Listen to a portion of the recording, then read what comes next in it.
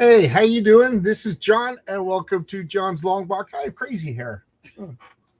It's the way it is with me. All of a sudden, one day I wake up and it's like, boom, you need a haircut. So, happy New Year, everybody. I had nothing scheduled tonight, and I just figured I'd do a live stream.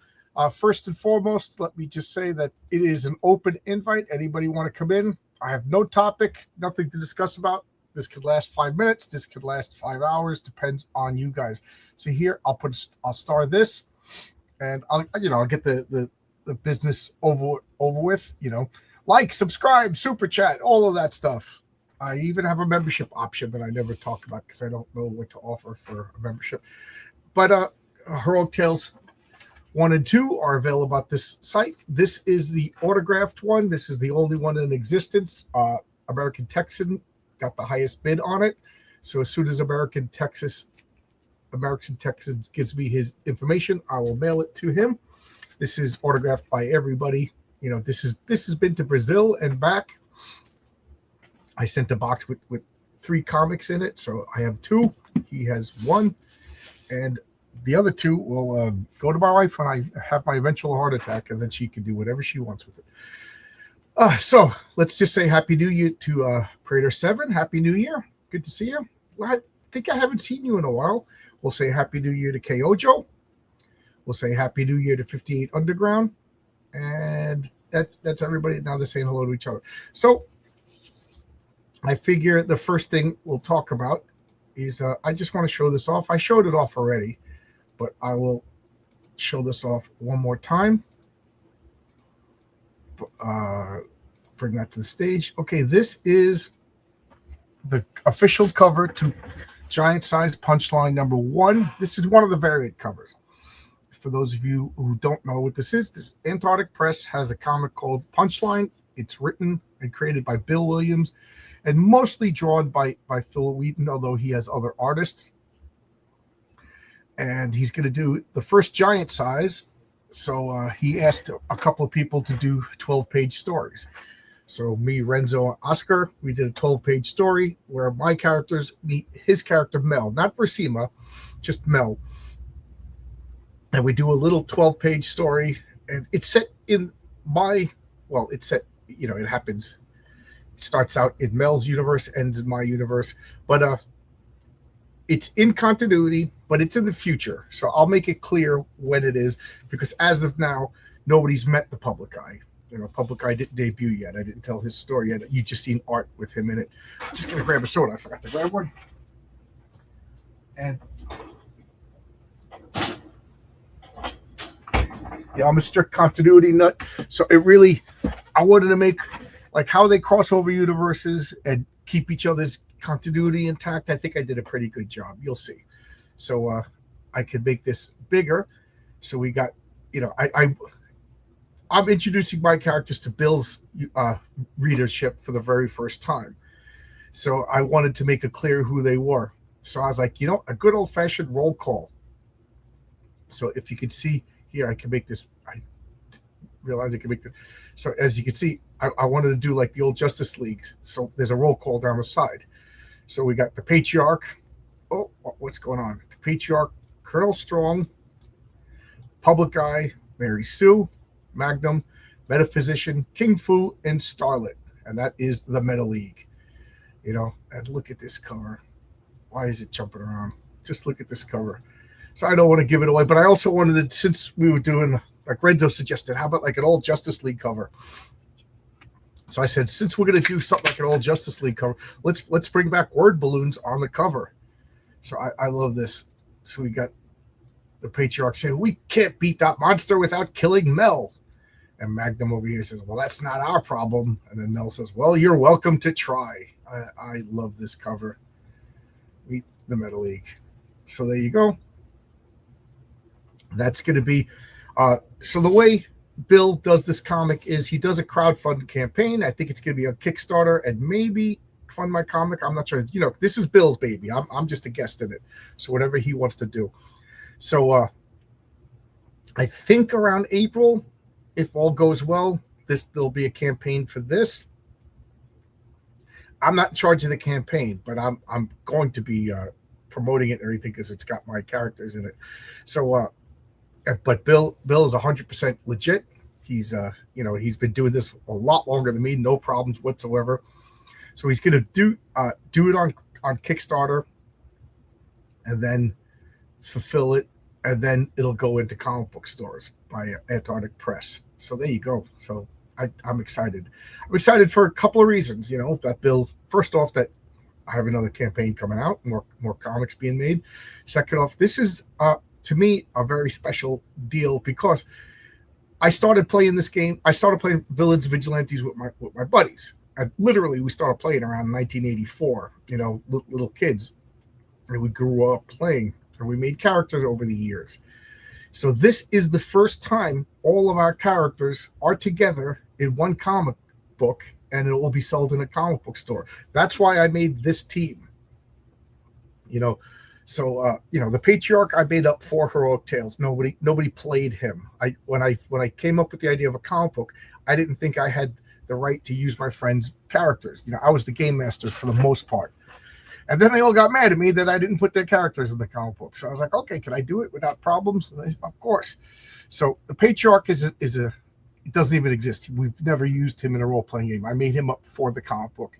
Same with Mary Sue. Mary Sue doesn't, I made character sheets for them because that's the way I am. Where I make up a character sheet for a character before writing a story. That way I'm consistent with all of their feats and things like that. Everything that they do.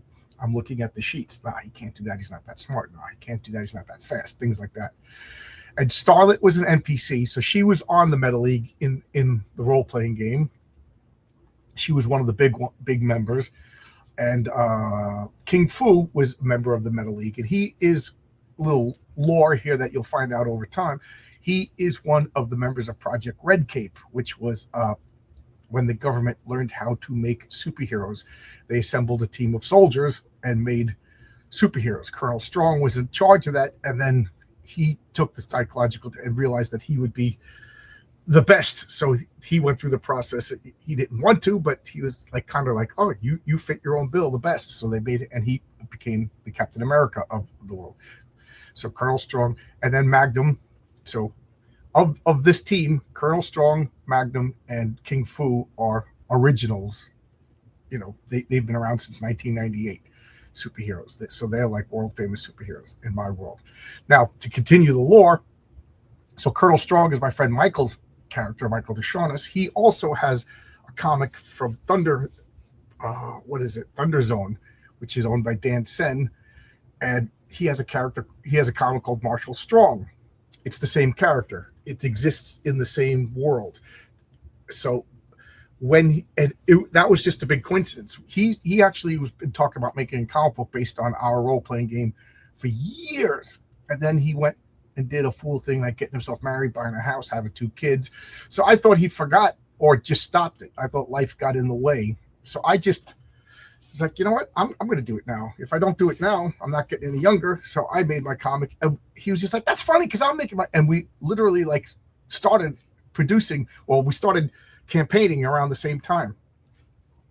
So when he's done, he has 6 issues that Dan Sen is going to produce for Argo Comics Thunder Zone imprint. When he's done, we're going to bring him over to Longbox Comics. I want to make sure that the continuity fits, so we might have to change a little bit of dialogue, maybe get them relettered, and then put them in to my thing, but I don't want to mess over Dan. So we're waiting for his up. Dan is publishing them. He's got dibs. So when all 6 issues come out and it's done, he's happy, whatever, we'll bring them over and we'll do long box editions. And what I'm going to do is I'm going to correct the lore. Already there's 2 issues that come out, and he changed a couple of names, but it needs to be changed again to fit in line with long box continuity. I'm a big on continuity. So that's Marshall Strong. Public Eye is actually my character. I made him up in my friend Jimmy when he was the game master. Very few times I played the Public Eye. So that's my character. That's just imagine me role playing with him when you hear his dialogue. Mary Sue, I made up for the comics, so nobody played her. She debuted in Heroic Tales 2. There was no role-playing version of her. Magnum is my friend Paul's character. Paul was a roommate in college. So he he played it. He's just a famous character. He's just the definition of hack and slash, but as a superhero. Like if this was Dungeons and Dragons, he would just be the barbarian smashing everything.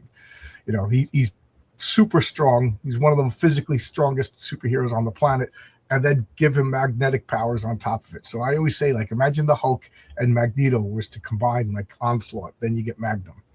So in the role playing game, he's 9 feet tall. I toned that down to like 6.5 feet tall. So he's a big brute, big bruiser, and those balls on him are steel balls that he takes off and uses magnetic powers to control people. And he also lifts them so he could give himself the ability to fly through magnetic levitation. And then there's the metaphysician. That's my friend Jimmy's character. He's a spellcaster, so he's the Doctor Strange of the group. This is a very interesting character because my friend Jimmy's been role-playing this character for literally 10 years. And for 8 of those 10 years, he was on a quest to learn magic. So he didn't even cast a spell until about 2 years ago. And I could write a freaking similarian about this character.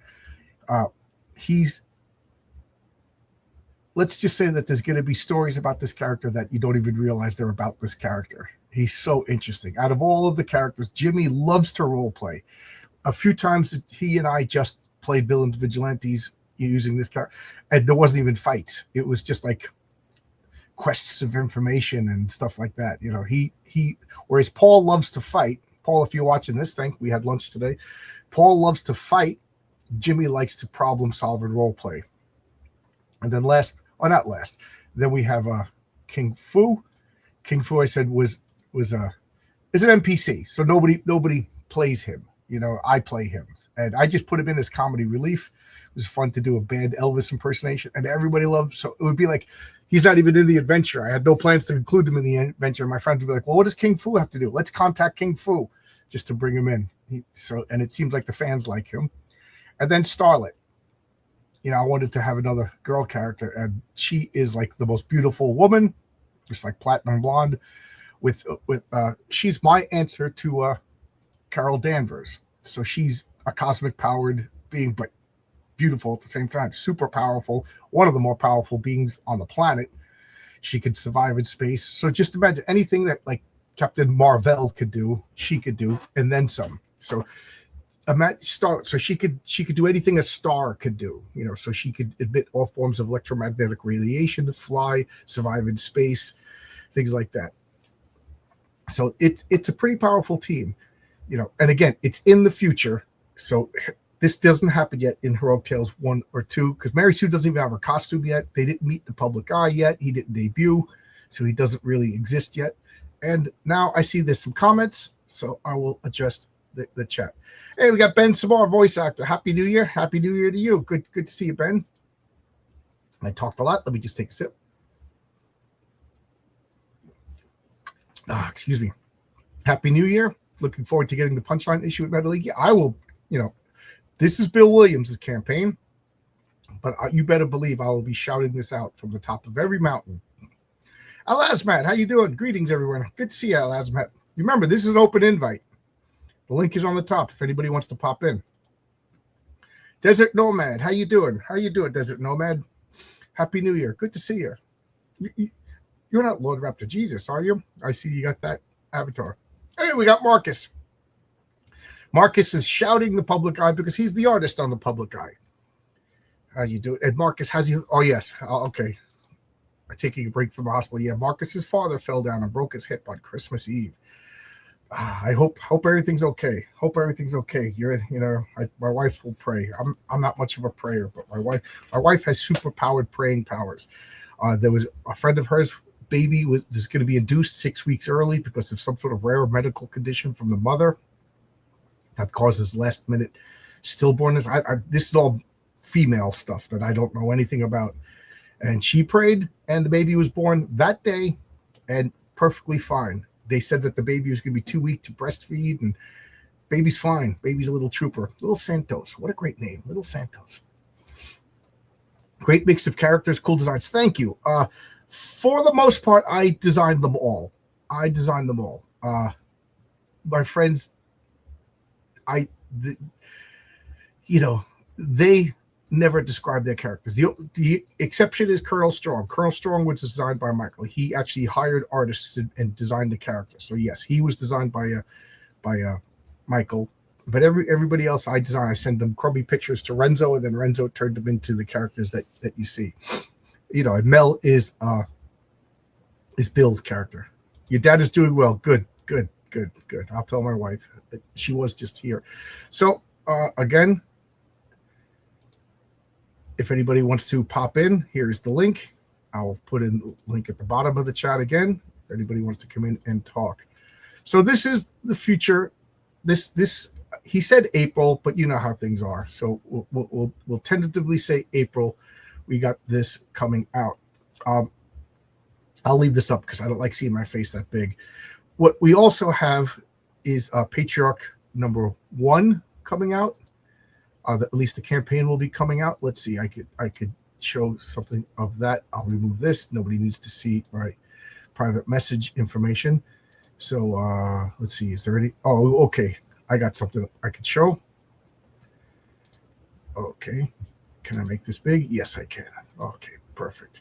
So I'll add this to stage. This is, I just got this from Oscar. Yeah, I just had to describe the public eye to you. Yeah, I basically said the question, but instead of a blank face, he's got an eyeball, you know, and a magnifying glass. That's exactly what it looks like. So this is Queen Bitch. She will be debuting in Patriarch #1. Patriarch #1. So far, it's got 45 pages of story. I want to write like a news article by Regina Lopez. So I got to get that because Renzo's going faster than I expected. So I got to get that done. And if anybody wants to write letters, heroicmails@yahoo.com. I got a great fad letter. So that I'm so excited about that. And you know, if also, okay, let's talk about this character. I'm getting too many thoughts in my head. That's the way it is all the time. Too many thoughts in my head, and I'm like, ah. Okay, so this is Queen Bitch. She's a villain. She is like a dog person. She's the daughter of Anubis, you know, or claims to be the daughter of Anubis. So she's got an Egyptian theme and a military theme. She's like a were dog, and she's I don't want to explain what she's going, but she's got an Uzi and she's fighting. And I sent a terrible sketch to Renzo, and he drew this. And then Oscar was like, "What color should I make her? What color?" So I was just like, you know, she's got gold and camouflage, and you know, like Marvel Comics, she's like got black fur, but make it like bluish. And he, boom, did that exactly right. So she is one of the villains in the comic. There's a few villains in Patriarch #1. As you'll see, it covers two. There's the present and then the origin of the Patriarch. A lot of his family in this issue, because I got the real estate to tell more story. It's 45 pages dedicated to one character. So I'm finally telling the origin of the Patriarch. I got issue 2 plotted out, not written, and I got issue 3 plotted out, not written. Am I going to do the Patriarch 1 as a square-bound comic? That I'll have to talk with the printer about. You know, 45 pages. So it'll probably be, I don't know, it has to be divisible by 4. So maybe 43 maybe 48 pages. Maybe 48 pages. So I want to put like a letter and then maybe an ad for my merchandise campaign. So we'll see. We'll see. I can't answer that, but that is something to think about. And we're going to be done. Like I said, I can't believe we're going to be done faster. Oh, that's right. Marcus read it. He's one of the people that proofread it for me. Good. I'm glad you like it. Glad you like it. I shouldn't be eating crackers talking to you guys. That's not right. Now, let's see if there's anything else I can share. Oh, and that's going to be one of the cards. That's going to be card number 2. So when we hit the stretch goal, that'll be card number 2. This is card number 1. This is the rookie Patriarch. So this is him first level when he first gets his costume, subtle changes in his costumes, subtle changes in his appearance. What's up, Monkey? Hey, Arkham. Yeah, this is an open invite. Hit this the invite. The link is in the star. Anybody's invited. Keep your camera on. I like to talk to faces, not cartoon avatars. I'm not 25 years old. I want to see an actual face. So this is Jim Kelly when he first started out, and I hope it answers some questions, and I hope it makes you think about other things. So that's the first card. So these are the stretch goal cards. You know what? I might as well show some of the stretch goal cards. So I'll open up my drive. I got a card folder. Why isn't it working? Of course, it's gonna be like that. Okay, open up. Okay, there we go. All right, cards. I'll do the front. So this will be the third card. Okay. Remove that. Share screen. There we go. So this will be the third card. So Captain Atlas. Let's see, can I make him bigger? Yes, I can. So this is Captain Atlas. You'll see his origin is tied. Patriarch's origin is tied into Captain Atlas's. Not his origin. Captain Atlas got his powers before Patriarch was even born. But you'll see that they're tied together. So this is Captain Atlas. He's like Superman of my world. He is overpowered. Overpowered deluxe. He is by far the most powerful superhero in my world. And why is he tied to the Patriarch? You'll see. You will see. I get a private message. Okay, Arkham's going to join me, but first he's getting some coffee. So this will be stretch goal card number 3, and then the stretch goal card number 4 will be Duckman. How you doing? Your microphone's off. Yeah, no, I have background noise, so I'm gonna just press the talk when I'm talking because I don't want. Oh, okay. How you doing, Al? Yeah. Happy New Year. Well, happy New Year to you. Good to see you here. My last appearance made waves for us. I figured maybe if it came on, maybe we'll give content to people, or maybe not. Maybe we'll have actual boring comic book talk. Who knows? Well, I was going to say that somewhere during as my New Year's resolution, I'm done with Comicsgate. I'm done talking about them. They don't exist. They don't matter. So if they want to farm me for content, they're going to actually see comic book content, because why even mention them anymore? For two reasons. Exactly, yeah. Number one reason, it's boring. Second reason is, why give them content? So they're struggling. They're starving. They made $79 on their last Trash Cast. Who cares? It's irrelevant. So there you go. So they'll clip that little thing. And then, but that's all they got to say. So good to see. So I'm just going to focus on comics. I got a lot of interesting stuff coming up. So that's what we're talking about. So I'm talking about my stretch goal cards for Patriarch number 1. What are your thoughts on old men superheroes? I mean, I'm the kind of guy that thinks that you can make a story out of anything. So, like, as far as old men superheroes, I think honestly, the way the current climate is with entertainment, I think that it would be a nice, refreshing change, if you ask me. So, I welcome the old men superheroes. Bring them in. Let's so he got his power. He was a captain in the Air Force, and he got his powers during the Korean War. So he's been active since the Korean War. So he's an old man superhero. And speaking of somebody else I know who likes old man superheroes, T-Bunny likes old man superheroes. Hey. Right? You got Ironsides, and he predates Captain Atlas by a couple of weeks, right? Yeah, he dates all the way back to pre-revolutionary. Right, there you go. Yeah, so that'll be fun. We joke around that maybe when we both got these characters out, we'll make a poster. We'll make like the Gray Avengers or something like that. There you go. Well, he actually has to have hair to be gray, but he does have hair. It's just he's got the fringe. So there you go. It is another one who could join us for the Gray Avengers. How you doing? Yep. Yeah, I like I like having people to talk to. It's more fun. So for those of you who are new, for those of you who I'll introduce the panel in a second. I'll just finish. So Captain Atlas, this is the third stretch goal card, and now I'm going to look to see because this card I made up for an earlier campaign. Then I took out the character, so he there was no reason to put him as a character. So I try to see. Oh, I might. He's not even in it. I did get my Heroic Tales. I just haven't made a review of it yet. So. Oh, cool. So, okay, so we'll talk about that for a second. All orders have been shipped. It's I consider this campaign a success for many reasons. The first reason is it actually happened. It was actually shipped. It was actually delivered. But I've been getting a lot of positive reviews, and I'm not saying that to be egotistical. I'm just thanking everybody for all the positive reviews. And the best thing is I only got 2 return to senders. Oh, okay. One guy is a guy that I know physically. I'm like, dude, what happened was, according to the post office, he lives in an apartment building and it didn't fit in his mailbox, so they put it in a central box, and it sat there for a week, and he didn't pick it up, so they sent it back. So any day now he's gonna be like, dude, where's my comic? The other one is somebody that moved. And what do you guys do if you send out something?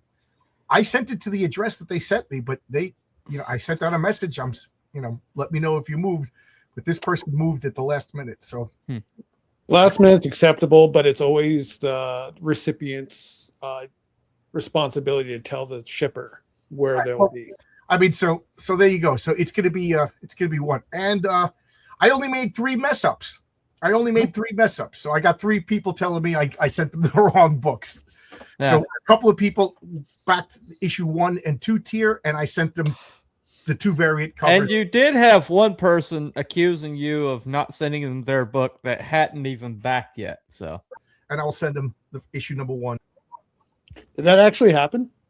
Yeah, that happened. You got the wrong me. You got it was me. It was me. Oh, nice one, T-Bunny. I was like, "Where's my book, John?" And John's like, "You realize you didn't even order it." I had Mandela affected it, right? Because I had it in my head. I remember ordering it, but then when I looked through, like, I only buy comics off of FMC. But when I looked through my records, I was like, "Well, crap! I didn't back."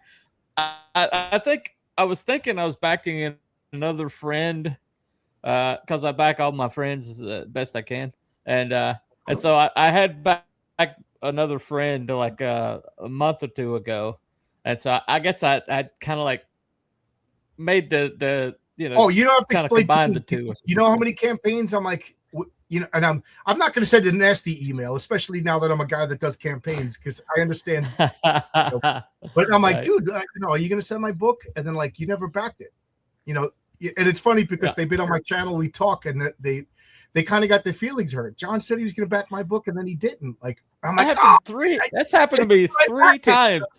Yeah, that's happened to me 3 times, and I've gone, dude. I was like, where's my book? You closed the campaign, and it's like, you never backed it. And I went back, and son of a gun, I hadn't backed it. So, oh yeah, I got I got a super chat. Slublord Wheeler, get your books for sale on our site, John. This is the first time hearing about this. Private message me. I'm always up for exposure. And I saw you had another chat. I was just waiting for an opportunity, not a super chat, but you said something. Now I can't find it because I'm okay. There we go. I got the books he sent me. Thank you. This is a funny story. He sent me 4 files, and it said invoice with the money. I'm like, this is a weird way to ask people. I thought I was getting billed, but it wasn't a bill. It was just, the value of the comics. So I downloaded them. I gave them a cursory look, but I really didn't get a chance to read them yet. So don't take anything personal about it. That's just the way I am. Like, I got my friend's book sitting on my shelf for a month before I read it, but I will read it. It was a nice. Yeah, and by all means, don't feel bad if somebody delays. John, I got your book when you released it, and I still haven't done a. Oh, there you go. This guy's one of my artists. He hasn't even remembered. Well, don't feel bad. My wife. I read the books. I just haven't done my. Don't feel bad. My wife finally read issue number 1 the other day because I made fun of her. I'm like, thanks for the support, honey. You didn't even read my comic. And she's like, and the big. So everybody read it. Everybody saw the RJ and Me little 2-page strip.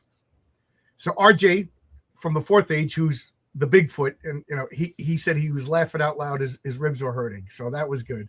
So I asked him for permission if he doesn't mind if I put one of those in every Heroic Tales, because I just charmed. It's a spoof on a Calvin and Hobbes. Oh, we got Zach 10 is my blessing. There we go. Now I can relax. Give your blessing to Marcus. Marcus's family needs the blessing. Marcus's father broke his hip on Christmas Eve, and Marcus is in the hospital. I don't want to be all gloom and doom, but when an old timer breaks their hip, it's more than not good.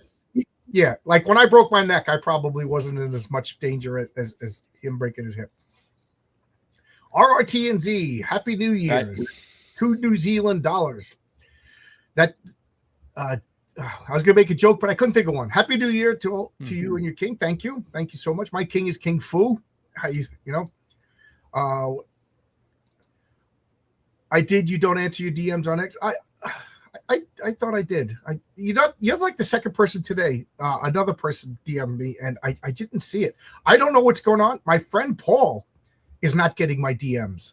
I sent him an image of that giant size message, and it didn't go through. I don't know if it's something I'm doing wrong, or if it's Twitter, but there's something going on. So guys, if you DM me and I didn't respond, it's nothing personal. I try to. I'm still small enough that I respond to everybody. I respond to every comment on YouTube. I got nothing better to do. Plus, this is exciting for me. Praying for Marcus' dad. Yes, please, everybody pray. Thanks. Sorry to hear that, Marcus. Yeah. All right, Sheldon. Good to see you. We love Hobbit money. Yes, we do. Well, I bake it, boil it, put it in a pot. Hobbit money and potatoes. Mm-hmm. Al Asmat is slowly going out of focus. He's being sucked into the void. Something that goes this. Okay, there you go. I'll look. I'll just John, real quick. Something I just read, since we are giving condolences. Let's give a prayer for Scott Adams. Yes, Scott Adams, the creator of Dilbert. He's got advanced cancer. Oh, there's Mark. There's Al Asmat. I thought you froze. He's not doing too well. What do they just diagnose it too late or no? Go ahead, buddy. Well, he got the cancer diagnosis, but for some reason he keeps going back to the California system, and rather than give him any help, initially they gave him suicide drugs rather than give him help. But then he found out about this trial that was going on, and he got on that last minute, and it gave him a reprieve. But then his insurance tried to wouldn't agree to keep him in the trial, and so he did get some money, and he was doing better for a little while. But today he got his visit with his radiologist. But he's still in the California system, and everybody's telling him dude, get the hell out of the California system. Those people are probably trying to kill you because you're conservative. Right. Get the hell out of the California system. I'm pretty conservative. I'm more conservative than most people. And even I will admit that our medical healthcare system is messed up. Oh, it sucks. Socializing it is not the solution. I'm not smart enough to know what the solution is, but my best friend died in the nicest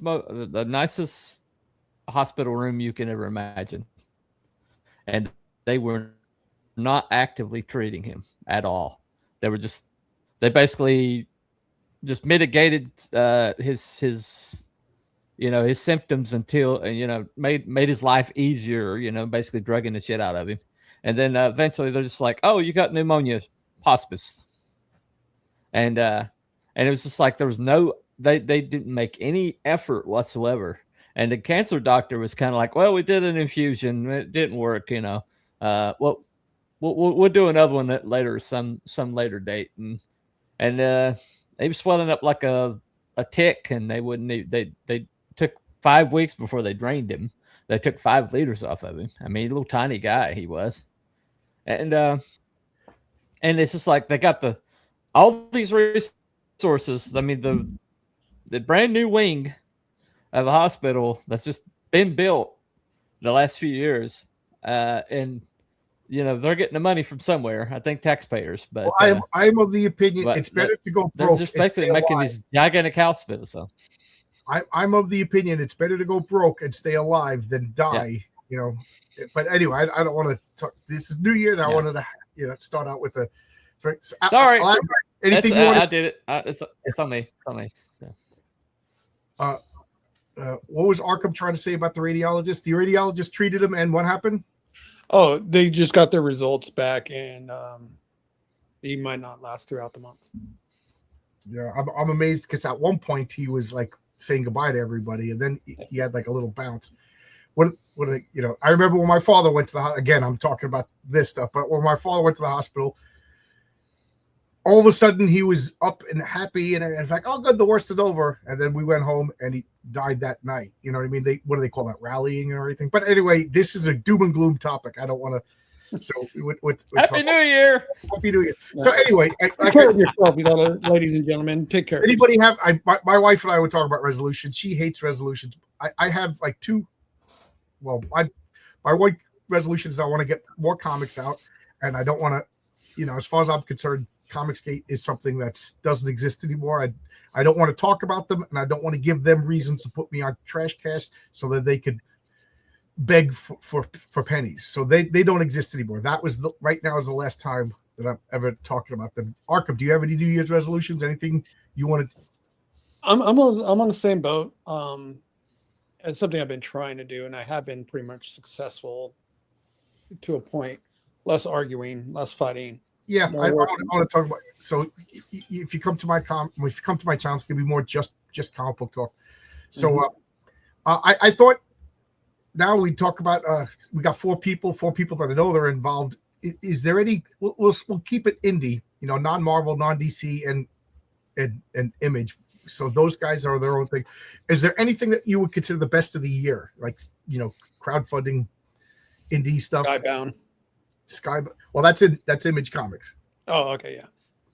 It's so hard with they're not indie anymore when they're having Hollywood movies and Amazon cartoons made out of them. You know what I mean? That's true. But just how good Robert Kirkman's doing, it just elevates everybody else, especially at Image. True independent. I would say my favorite book of the year that's a true independent, non-Image would actually be Space Ghost. Oh, Space Ghost. That's IDW, right? No, it's Dynamite. Space Ghost. I picked up an issue of Very good. Very good. Yeah. I picked up an issue. I got to read it yet, but the issue I picked up is like number 3. So, of course, I can't read it until I get 1 or 2. But yeah, it is chronological. Everybody's been telling me to pick up Space Ghost. So, that's your big pick? Yeah, I would say Space Ghost is my favorite. I thought you were gonna. Well, that's Image. That's so you didn't. But I thought you were gonna say what Skinbreaker. But I realized that's an Image book. Yeah. But it's still the art is absolutely fantastic. David Finch is who he is. But it's not the best book. It's not I go just for art, and the story's good. It's nothing that draws me in that makes me kind of anticipating the next issue. The only one that's really done that's a true independent has been Space Ghost. I got to say, Zach Tatton has a great list over here. He says Heroic Tales 2. Thank you. I know that guy who made that comic. He's kind of a jerk. Phenomenova 2. That's Vaughn Coleman. That was a good job. Perfect 10. That is easily in my top 5. Easily in my top 5 comics of the year. I love Perfect 10. I love anything by the Genuine Verse. That's Dave Brink. I cannot give a higher recommendation.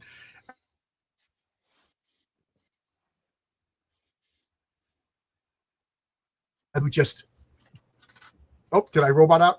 Brian Bow is just a guy who doesn't cause anybody problems, he's just a maniac, sits in his gothic mansion in the rain. It's always raining over Brian Bow's house for some strange reason, and just makes his comic about werewolves and vampires, and he does it like twice a year, 3 times a year, and I think he's doing a story for somebody else.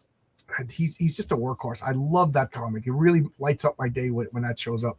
I also like Horace H. Hoover by Fabrizio Aiello, who's right now on It's on Kickstarter right now. Horace H. Hoover. Go to Kickstarter, look up Horace H. Hoover. That is a great comic.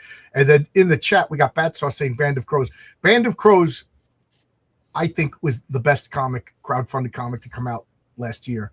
I don't know how they did this, but it is beautifully, like, I don't know if it was painted or not, but it is everything that I want out of a fantasy comic. And it's like magazine sized.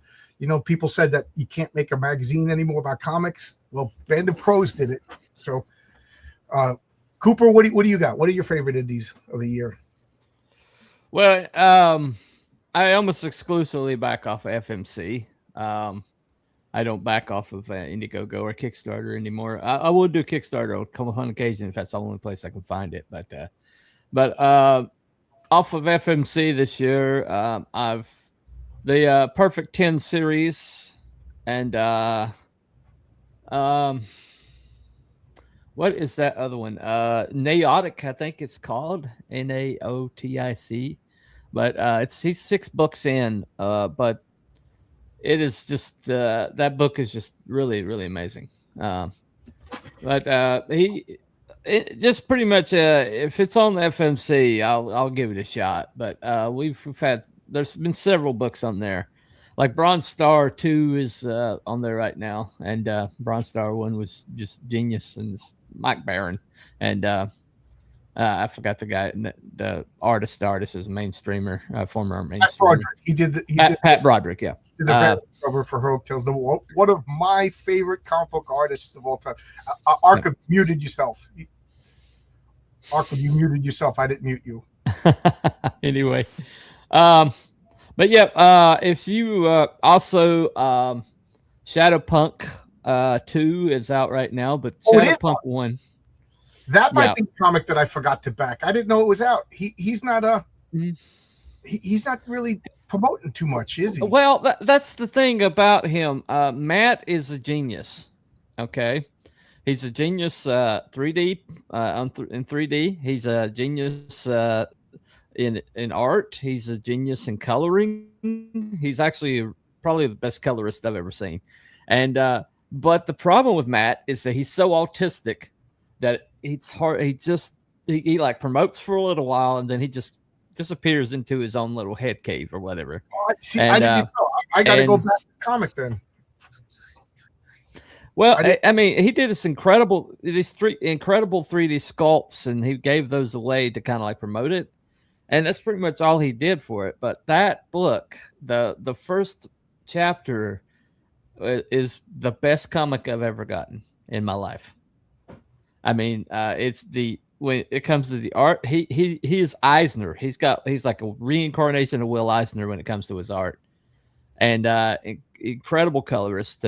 He's the kind of colorist that thinks about everything, and so he has an actual palette that he uses for his comic, and the second one he adjusted the palette for that comic. So just talking about somebody who thinks about everything, and the story is very compelling. His little protagonist will break your heart, but she's very inspiring.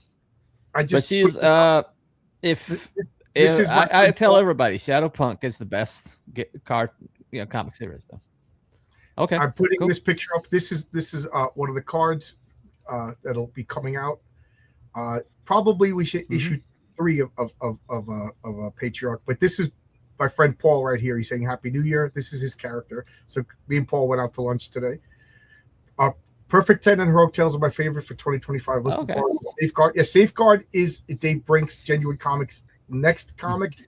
He's campaigning right now. So I think he just finished up the Perfect 10 hardcover. Alan Goldman is drawing that comic. And you want to talk about somebody kicking ass. He is David Finch level. He is incredible. Why people aren't talking about that man no more? I have no idea. Yep. And I'll ask Matt. Do you want to? What are your favorite comics of the year? Well, I haven't read like anything new. I mean, I run a weekly show that deals with like indie comics and artists. I've discovered some weird ones. Like one that I discovered that was very weird that became a movie. I don't know if you've heard of it, but it was released as "Fuck My Son" by Johnny Ryan. And it's weird because that movie, there was a controversy with that movie over the usage of AI, which the director himself actually clarified that AI was used in a couple of scenes in a very self-referential way, but there was some controversy about that. So I learned a little bit about that. But I have a back catalog of comics that I need to catch up on, like Last Ronin. I do want to read that. Some of the old EC Secret Popeye comics. I'm going back in time. I haven't seen anything this year that really caught my eye, but I did read Lauren Coleman's Phenomenova issue 1. I did read Twitless's Omega Girl. I have the first 7 issues of that, which is that's a pretty fun read because it reminds me of like the old school comics, old school 60s Hanna-Barbera cartoons where each story was self-contained and it was just like, lighthearted, fun adventures. So that's where I'm at right now in terms of like my reading. What comic was that? I missed the title. Oh, Omega Girl by Twitless. Omega Girl. No, I didn't back that. I gotta. You recommend that one? That one has been. I absolutely would. Yeah, I absolutely would because it does harken back. So I'll pick. Where can I get that? Yeah, let me see if I have the comic. Yeah, I think I have it right here. This is. We got some comments over here. Zach Tad looking forward to more Thomas Valiant. Thomas Valiant is the main character of RJ for the Fourth Ages comic. The Valiant Heroes. So this is Omega Girl, right? This is his comic. This is actually the 7 issues he sent me, so it's all in the packaging. But yeah, it's not a girl boss comic by any stretch. It's a very very well told story. I didn't read that. It's in my stack of to read. Yeah, it's fun. It's absolutely fun, and okay. The first it's just episodic, and like afterwards, certain traits of the story and characters gets transferred over to later stories to do a little world building, little character development. So there's that. So it was a fun read.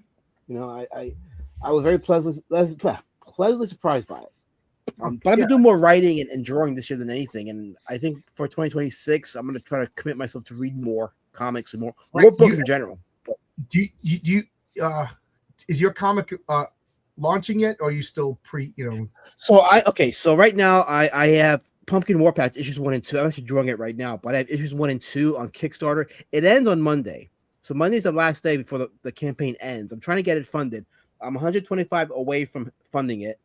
That's my goal right now between now and Monday is to get the book funded. But it's going to be 12 issues. I issues 1 and 2. Yes, you did, and that was great. I appreciated that. That was for issues 1 and 2. Issue 1 will be I'm actually doing new art for issue 1. So people that brought that as the Ash Kid are actually going to be getting a whole new book for that. So, but yeah, it's going to be a 12 issue miniseries, and the goal is to crowdfund it, and then get those in your hands each time, get you to want to read the next issue. I don't know. That's a lot. Good. That's ambitious. So, Marcus wants to know when's community service going to be coming out? Finalizing this month and next, and hoping to start pre-press in March. Oh, there you go. Okay, good. That's better news than I expected. That's better than I expected. Well, I mean, we're expecting kind of a bigger tax return this year, and that's going to really help me to finalize things, I think. So I got the idea. I wanted to do a Christmas book every year, like maybe like a half-size comic. So when Renzo is done with the Patriarch, I'm going to have him do a King Fu Christmas special. It's going to be called Blue, White. And it's funny because Cooper is the only one who knows all 3 of my Christmas special plots. Mm-hmm. So this year, I want to do Blue Christmas. Next year, I want to do a story of the 3 wise men, the Magi, and Arkham will draw that one. So that one, you got a ticking clock of only 2 years to draw that comic. It's not even written yet. I was talking to Cooper, so he's the only one who knows the plot on that. And then the 3rd year is going to be back to Renzo with the Patriarch meeting Santa Claus. A charming story. And then I was thinking maybe after 3 years, if I'm still around and people, maybe I'll collect them in like a Christmas, 3, oversized comic or whatever. But that's plans. Plans. God laughs at plans, right? Is that the expression? So this year, I'm hoping that Patriarch number 1. Yeah, man makes plans, God laughs. Well, God laughs. And Tonic Ball and Oscar are burning away through Eddie is Doomed. Oscar had a big bunch of commitments. Oscar's my colorist. and he is super popular. He does coloring for Magma Comics. He did coloring for DC and Marvel. I don't know if he still does. And he's doing a lot of indie comics. And he's like, okay, I cleared up my schedule because he's going to draw half the comic. So now he's drawing and coloring, and then Tonic Ball is drawing. And Tonic Ball is just like, I got a lot on my plate. So he's just 100% just doing Eddie until he's done, and then he's doing a couple other things. So I got 3 comics planned on coming out this year, and then 1 in Bill Williams comic. So what do you guys? I know people in the crowdfunding space are real patient with late books and gaps, but I'm of the opinion that you gotta. I don't want to say mass produce and produce, but I like quicker is better. You know what I mean? What do you guys think of that? Nothing? Okay, I stumped everybody. But I'm of the opinion that, like, it's comic books. They should be coming out periodically. Well, I mean, Darwin Cook was big on deadlines. A lot of comic book pros are big on deadlines. Comics are product. You know, it's you make it, you put it out there because it's product. So, yeah, in that aspect, yes, quicker is better. But you know, and do your best within that deadline. But don't use this whole it's going to take time as an excuse because that's unprofessional. Well, it does take time, but manage your time. Well, I'm saying, give yourself a deadline. So if it's going to take time, measure that time. Say, okay, it's going to take me a year, and stick to that deadline. Because I was talking to Tonic Ball, and I'm not trying to throw him under the bus or anything like that. He's like, but I got so much on my plate. I was like, oh man, I was kind of hoping we could get it out this year. And he goes, you know what? It's good to have a boss and an editor. He goes, give me a deadline. So I just gave a deadline. He's like, you'll get it. And now he's just like, yeah, it's fun to get it done with, you know. So I think it's kind of good to have somebody tell, like Bill Williams gave me a time and a page count for my story. And oh my God, it was the hardest thing I ever did. You know, you got 12 pages. Well, what if the story needs 28 pages? Well, you got 12. So I had to, you know, I was thinking of like an economy. Do I need this panel? Do I need this page? And I think it made a nice story. You know, there was no fluff, you know. I don't know. It was kind of fun. Would I do that for everybody? Like Tonic Ball asked me to write one of his stories for On Call Heroes.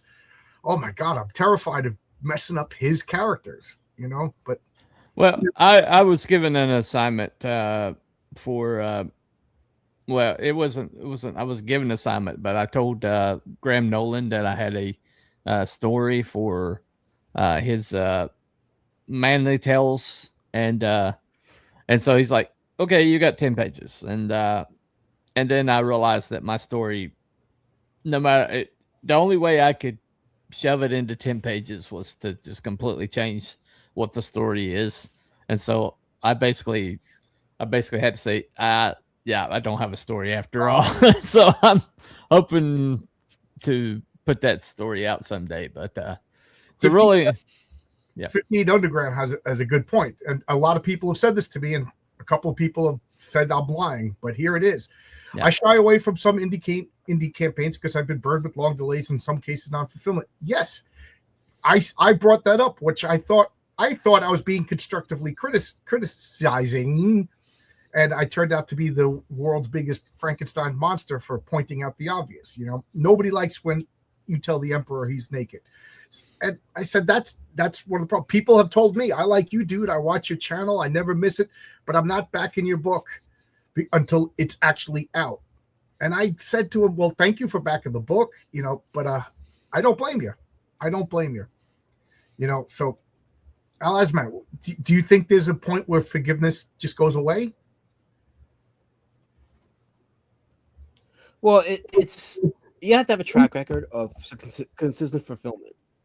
If you don't have that, the forgiveness gets very little. And now we're at, you know, let's be honest, like someone like say Ethan has a backlog of books that have not come out. That and the comments are getting bigger and bigger in terms of dissatisfied customers. You know, if you have like 1 or 2 books that don't come out out of a list of 10 that do come out, I think forgiveness could be had. Yeah, as long as you're committed to get it done and updating your backer base. You know, nobody can fault you. As long as your name's not Splato Comics. Oh gosh, that's another can of worms. Holy crap! But yeah, I mean, it depends on your track record. Your track record will save you, or it'll condemn you. Yeah, I would like to think, and I got a bunch of people watching. I'd like to think I have some goodwill. You know, I my first campaign, nobody even remembers that I was 3 weeks late. They probably wouldn't remember if I didn't bring it up, but it happened, and I don't want to change the past. This campaign, I got it in just under the wire. Oh my God, you guys have no idea what was going on behind the scenes, and I still got that comic book out like literally the day. My book, Beast of Rotary Drake, right? It was supposed to come out December of 2023. September 2022, I was like, okay, this is not going to come out that on the 23rd. So I sent a message to my backers because a lot of that first book in the same campaign. So I said, the book's going to be a few months late. So what I'm going to do is ship out those of you that backed the first book, I'm going to ship those books out. And then that way, when you have some, while the second book is getting completed. So I gave them something while I was finishing up this book. That way they knew I was committed to getting them that book in their hands. So that was one example. We know, okay, I'll be a little late, so let me jump on that. So I have 2 completed campaigns that I mostly did by myself. Obviously, other people drew and colored and lettered my comic, but I wrote it, printed it, and shipped it all myself. And I got to say, it was a learning curve. I learned, other people told me, get a Rollo printer, go to Pirate Ship, start up an account, or stamps.com. And man, that made it easier. The only thing I got to say, Indiegogo was the worst as far as getting backer information. But Kickstarter and Fund My Comic, I really wish there would be like a button that I could press that just gives me all the, like, is this possible, Cooper, for Fund My Comic to like hit a button for me as the campaign owner, just like 14 people want just Heroic Tales #1, and boom, boom, boom, boom, boom, boom, and puts that in a block, and it has all their information. And then once I do that, and then 26 people want Heroic Tales #1 and Heroic Tales #2, but these guys want the C cover, these guys want the, you know what I mean, in a block, so I could just like an assembly. Well, there's no limit on the amount of tiers you can create, and so right. Yeah, there's no limit to that. So you can make a tier for each individual one, or you can make a compilation tier or something. So like that. I'm learning how to organize my campaign. I'm learning how to like organize schedule. And I got to say, it's in the heat of the moment. A few times I was like a little panicky. So I wasn't bitching, but it went a lot slower this time. I think it was because I was working at the same time I was fulfilling, whereas last time, I was out of work with a broken neck, so I had more time in the world to fulfill. But it was fun. Oh, I got burned on a D&D Kickstarter. The very first crowdfund I ever did was a board game called The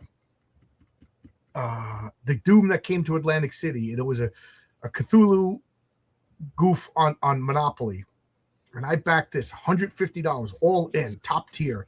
I was really into board games, I still am, and I'm really into H.P. Lovecraft, so I was like, this is it. And it was a scam.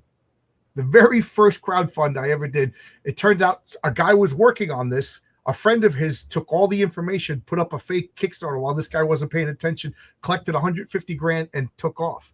And to me, that showed a weakness in Kickstarter, that this could happen. And Kickstarter didn't do anything about it.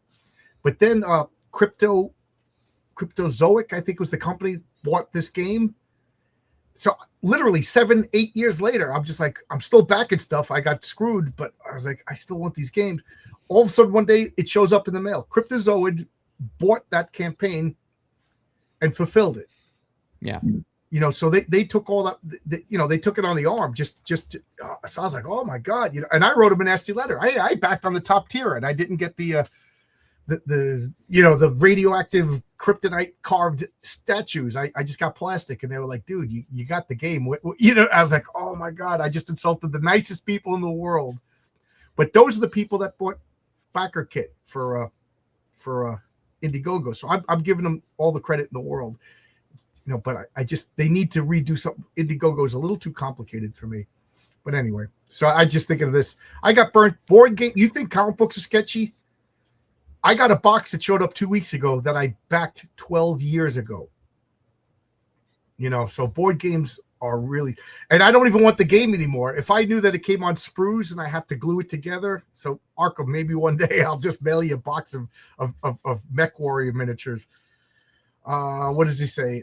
Tony Grigo, how you doing, Tony? Today was the day you got your new mayor. Oh my God, I want to stay positive, but my friend Paul and I had lunch today and we were talking about this new mayor.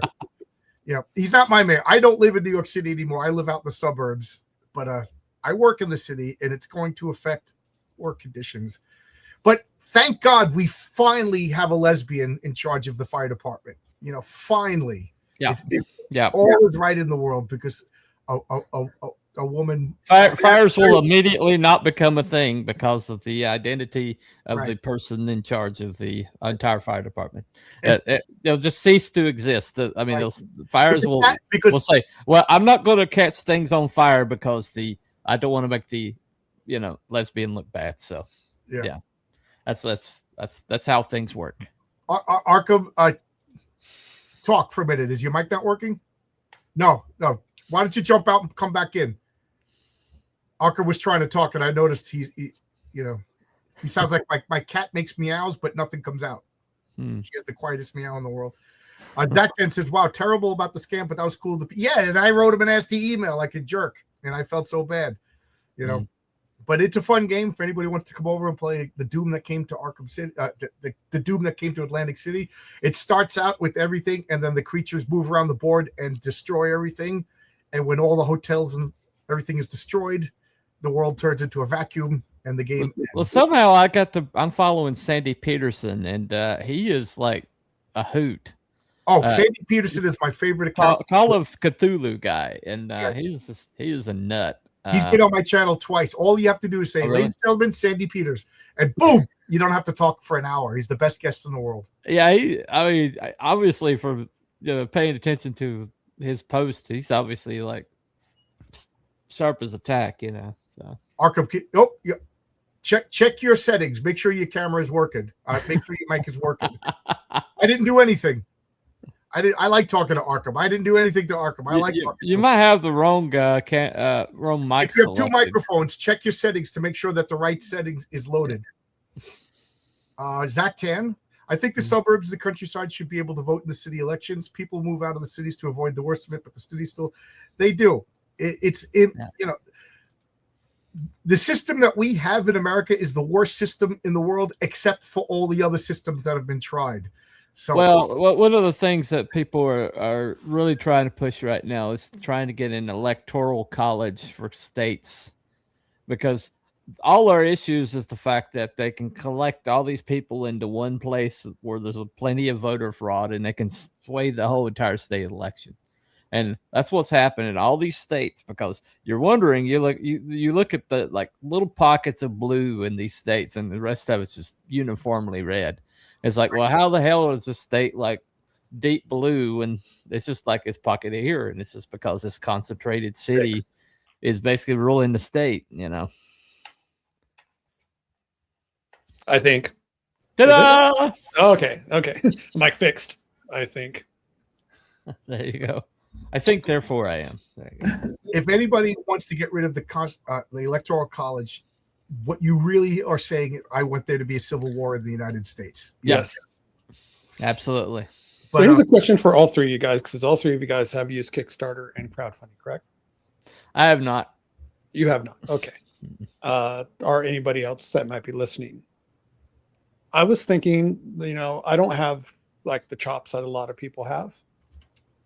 So to maybe if I'm ready to launch my book next year, at the end of next year, do you think it'd be almost better to do a super small Kickstarter with preview pages and stuff like that, and do a world building book first before your actual book launch? No. Concept sketches and background paintings and stuff like that. Well, is your book IP centered? Is it character centered, or it's characters? Like right now, as I'm writing and drawing my own thing, I am planning ahead and I'm sketching out cities and towns and creatures and characters and costumes that people might interact with, almost like basically pulling the curtain back and just saying, "Hey, this is the conceptual." I think world building should be second when you try to talk. World should be second. Have a character or characters that people care about, and then they're gonna want to know about that world. Now you create that world. Best example is Harry Potter. Like J.K. Rowling created Harry Potter, and then from that she had like the Fantastic Beasts and other stuff. So right, Lord of the Rings had a central core of the Hobbit had a central core characters, and then from there Tolkien expanded the world. So I would first have a core characters that you're to focus on, and then do the world building after that. 100%. I'll ask about. Nobody cares about a world that they don't care about the characters. I told the story a million times. Heroic Tales #1 was world building the comic, and it had 100 characters and everything. And a couple of guys were like, "Dude, I don't care about any of this. This is just an explosion of everything." And I was like, "Oh man, but you don't understand. I'm a genius, and this is the best world in the world." And they said, "Pick one of these characters." Yeah, I know. I'm exaggerating for comedy purposes. One of my critiques. When I do your review for Heroic Tales 2, is that I think that should have been your first book. Okay. So issue #1, I focused on one character and built that, and now I'm kind of having a little fun revealing everything about the world. But like, think about it. Tolkien released the Silmarillion. I mean, you know what I mean? Like the thing about it is, though, is the thing about it is yeah. Sorry, no, I stepped on your toes. Go. Oh, no problem. I just think that the Heroic Tales 2, you brought in. It's almost like a vomiting of this whole entire world onto the scene, and I just think that it seemed to me like that the story maybe should have gone from the first, because it just seemed like, suddenly we're like, okay, we know the patriarch, we followed him around, I think we know what the world is, and then second one, no, we don't know what the world is, because there's all this other stuff here. Well, with that, I will say this as a fellow reader, not taking everything I know out of John out of the context entirely, just as a consumer. Yes, 2 was much different than 1. 1 was John finding his rhythm. Yeah, filling out the character and stuff like that. And I am speaking at you in the third term right now, John. This is book #2. To me, felt like he had confidence in his characters. Yeah, and he knew that no matter how, because if you take away Patriarch to Mary Sue, 2 completely different stories. The way they're written, the way the characters talk, and the way they interact with people. Yeah. That just shows that he felt more comfortable that if Mary Sue did not land nearly as well as Patriarch, Patriarch still was the backbone to hold that book up. So I think that was the freedom of that. That's just my opinion. Well, my personal opinion is I want to improve with every issue. So, I do think the Patriarch story, he was kind of a Indiana Jones. I don't think he directly had an impact on anything in that story. And number 2? Number 2, yeah. Okay. Well, he did save the boy. No, he didn't. The guy that, well, I'm not going to spoil it, but he didn't really. The whole thing was a sham, Yeah. I'm sorry. I was a spoiler. Let's just say the Mushroom God works in a mysterious way. It was a little bit saying it's a little bit saying elsewhere there at the end. I like flawed heroes. And the Patriarch, I never told his big weakness, but I think you could figure out what his big weakness is. Could you guys figure it out after reading 2 issues of Patriarch? A bit. Well, what do you think his weakness is?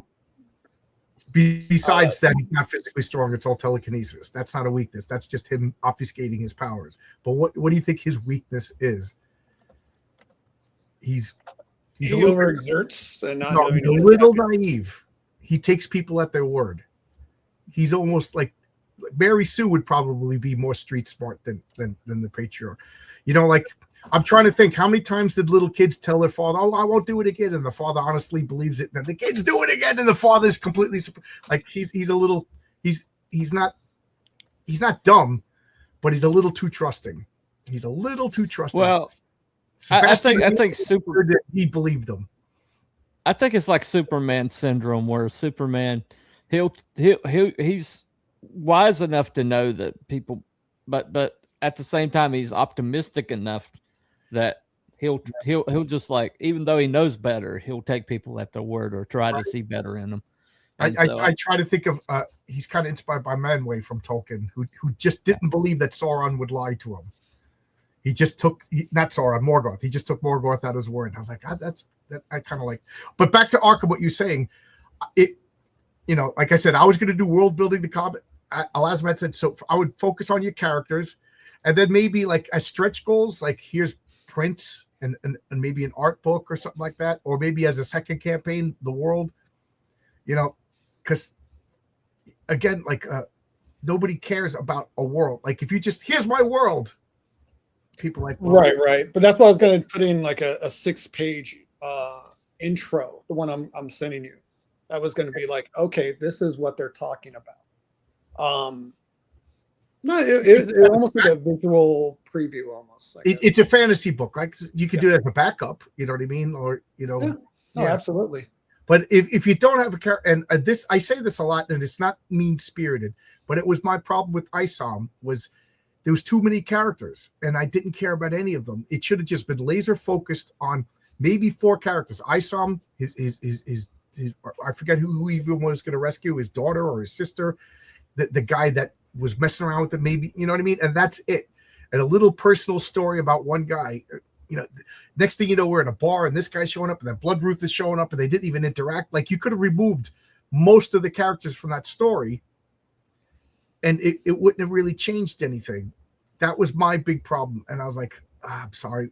But it was his first book, and all the Rip Reverse stuff seems to be better and better and better. Like, I think I see the flaws of my first issue. Right now, issue 2 of Heroic Tales is still brand new. I'll hate it in 3 months from now, you know, and then I'll come around. But what do you think, Alasmat?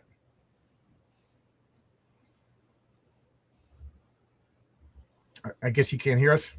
So, you know, my mic was off.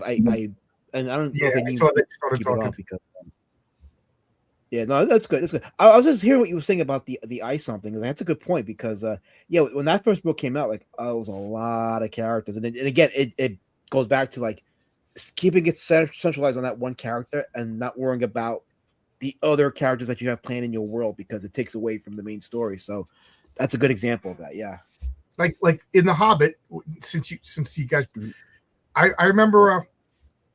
Reading the book because I saw the cartoon, and the cartoon, you know, the Rankin and Bass. Reading the book, just think you're Frodo.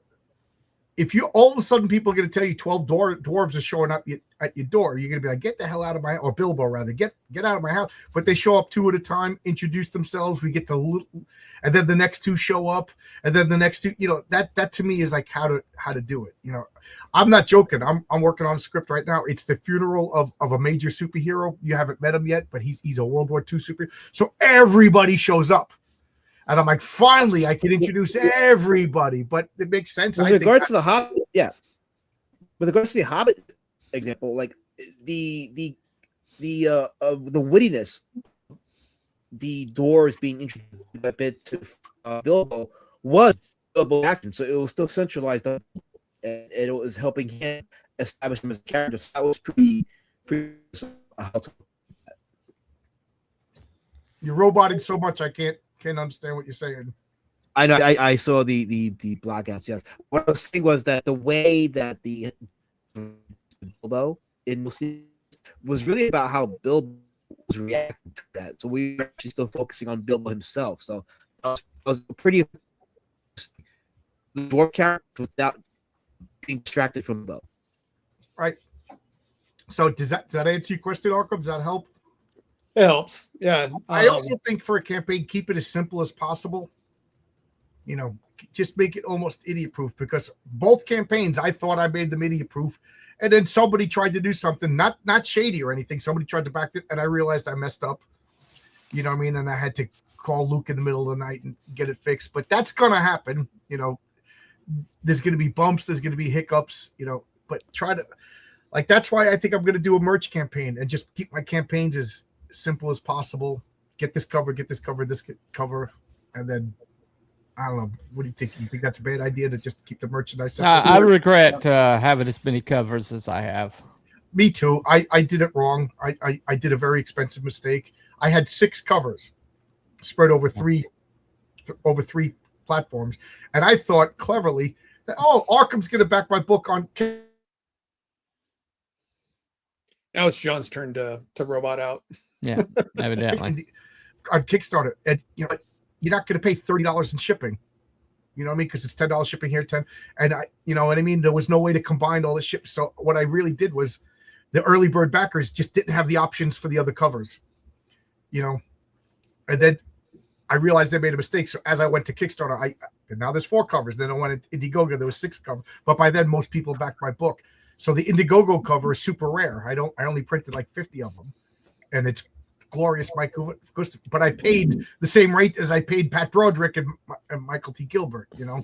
See, that makes me curious of things. I know that Rip is doing. I think there's maybe 1 or 2 other people that are talking about doing it as well, being a distributor or publisher. What their distribution cut was, and if it would actually be a small percentage over what your own cost of distribution might be, and potentially, like if you're moving bigger numbers in the future, that might be an option. Not saying Ripper specifically. I'm just saying these distribution people that are popping up, trying to be maybe the next Diamond. You know, like right now, if you're shipping 1,000 books, you know, $10 a piece isn't so big of a deal. But when you start doing thousands of books, I think Critical Blast is probably the best if you don't have your own infrastructure, because he's scalable. In that he knows how to like send stuff to places in conjunction with other stuff. Thing that these companies are doing that, you know. Yeah, Critical Blast, RJ from Critical Blast. He's a genius, basically. Yeah. That's what he does. You send him everything, he'll have it all shipped out in a week. You know, and if he messes up, he takes responsibility. Not that he does. You know, he's a professional. And, well, he's got this thing where he piggybacks off of Amazon, where he will, when he ships overseas, he'll piggyback off of Amazon. So Amazon's sending a whole bunch of stuff anyway, and so he'll send his stuff along with Amazon's bulk to another country, and then have it distributed from there. And so he's figured out ways to like ship stuff to Australia that's cheaper than people within Australia shipping to each other in Australia. And he did that with Kimosabi's book, The Company Man. Kimosabi actually didn't lose money on books that he shipped from RJ back into Australia. He lost money because he kept his shipping low within Australia, and it killed him. So I mean, I already reached out to RJ. I said, with Patriarch #1, if I think I'm gonna go with you, because I wanted to do it by myself. That way, I soup to nuts. I did it. I could say I shipped everything. I did everything, but been there, done that, and it took me over a month to do fulfillment. So I'm hoping that I need a fulfillment service, but I think it's time to, you know, I'll get all the books shipped to RJ and have him. Well, what's really exciting about what RJ is going into publishing, and if he gets any good at publishing, then he'll be a one-stop shop where not only can you get it published through him, but then he can distribute it afterwards. And if he accomplishes what he's hoping to accomplish, then he'll be better than Diamond ever was, because you'll not only be able to, like, you'll be able to send him your file, he'll be able to print it off, and then he'll be able to distribute it for you. And so it'll just be like one package deal, and that's what his ultimate goal is. And we need to really support him, because if he achieves that, it's going to be a game changer. Yeah, and also keep in mind he's doing the hardcover for Perfect 10. You know, like he could get hardcovers. So that's something I want to look into. I hope that I'm successful enough that I have that problem of I need somebody to fulfill my book, because it is tedious. My wife sat in that chair over there and we chit chatted while I was doing it. That was nice. I'll miss that. I put on a lot of videos, watching, which I found out to be, because I was half paying attention and paying attention to this, that it was AI generated garbage about the Roman Empire. You know what I mean? So I was like, oh man, they fooled me again. But I kind of enjoyed YouTube's just been flooded with that crap. YouTube's just been flooded with AI shit. Flooded. Tony Grigor has a question for the panel, guys. What do you think is the future of crowdfunding going to be long term? I think it's actually good. I think because a lot of people are stepping away from the back and forth that dominated so badly the last few years, and fortunately, a lot of normal people are starting to catch on and see that these people are garbage, and they just want to buy books that people will produce. John, Vaughn, Renee, there's so many people out there that are producing books on a regular basis and have fans that will pay on a regular basis. Yeah. Are they the best books in the world? No. Are they good? Yes. Is there love put in the production of it? Yes. And people will buy that more than just manufactured shit to try to make money. Well, it's like Ray Harryhausen. Those movies hold up, even though they're archaic, even though they're using ancient technologies, puppets and stop motion and animation. You can watch those movies and you still lose similitude because there's so much passion in it, and it doesn't, and it's better than CGI movies of today. And even though they look more realistic, it just has to do with the passion and passion and authenticity and storytelling is always going to trump anything AI, anything artificial, anything that's made with anything less than desire to tell a story. And that's where the real advantage of what crowdfunding is. It's like I think people that have been around for 5-6 years, they have the guys that they like, they have the guys that they dislike, and I think all I could say is you're as good as your reputation, and you're only as good as your last campaign. I would like to think that I have a good reputation as a guy that delivers.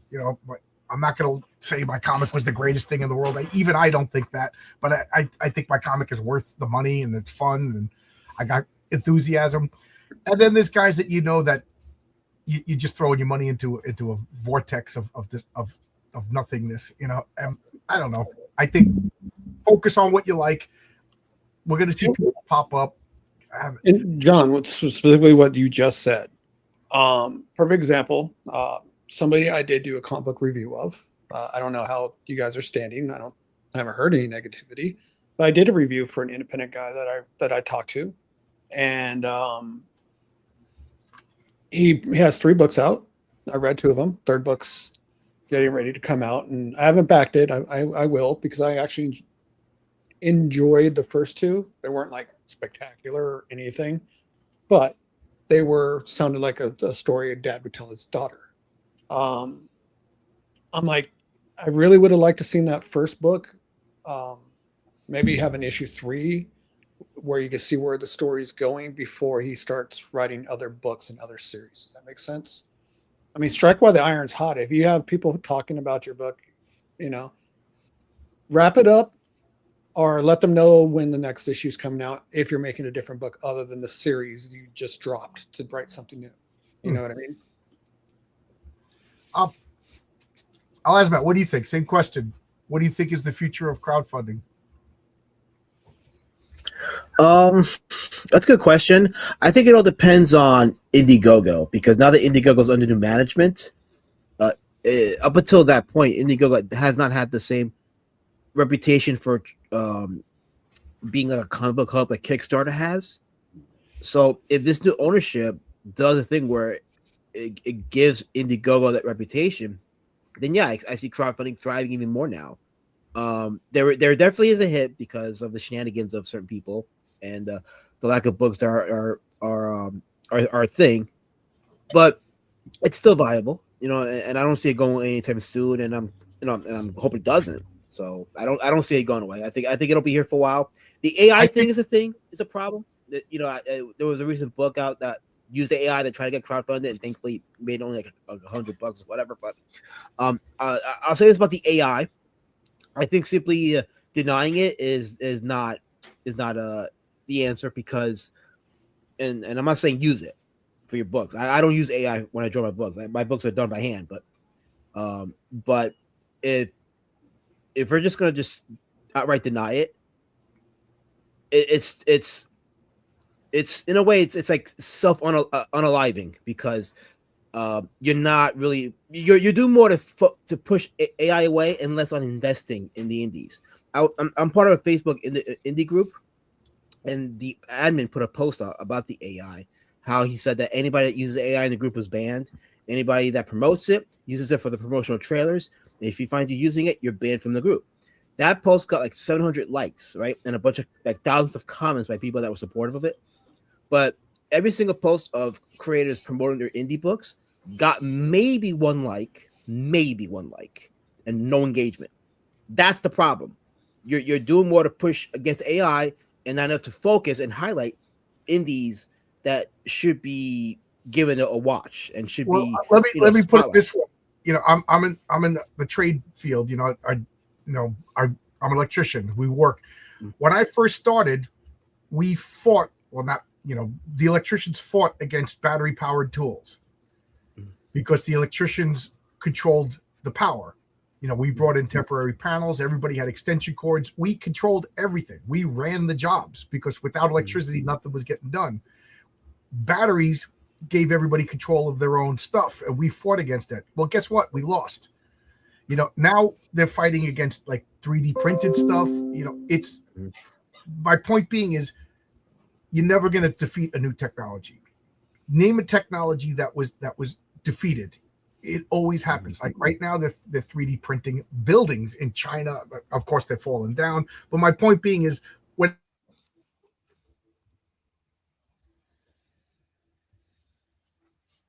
now I'm an old school. I want to see a guy drawing and coloring and stuff like that. John Romita Sr. didn't like any computer stuff in his comics. He lost, and he was a giant.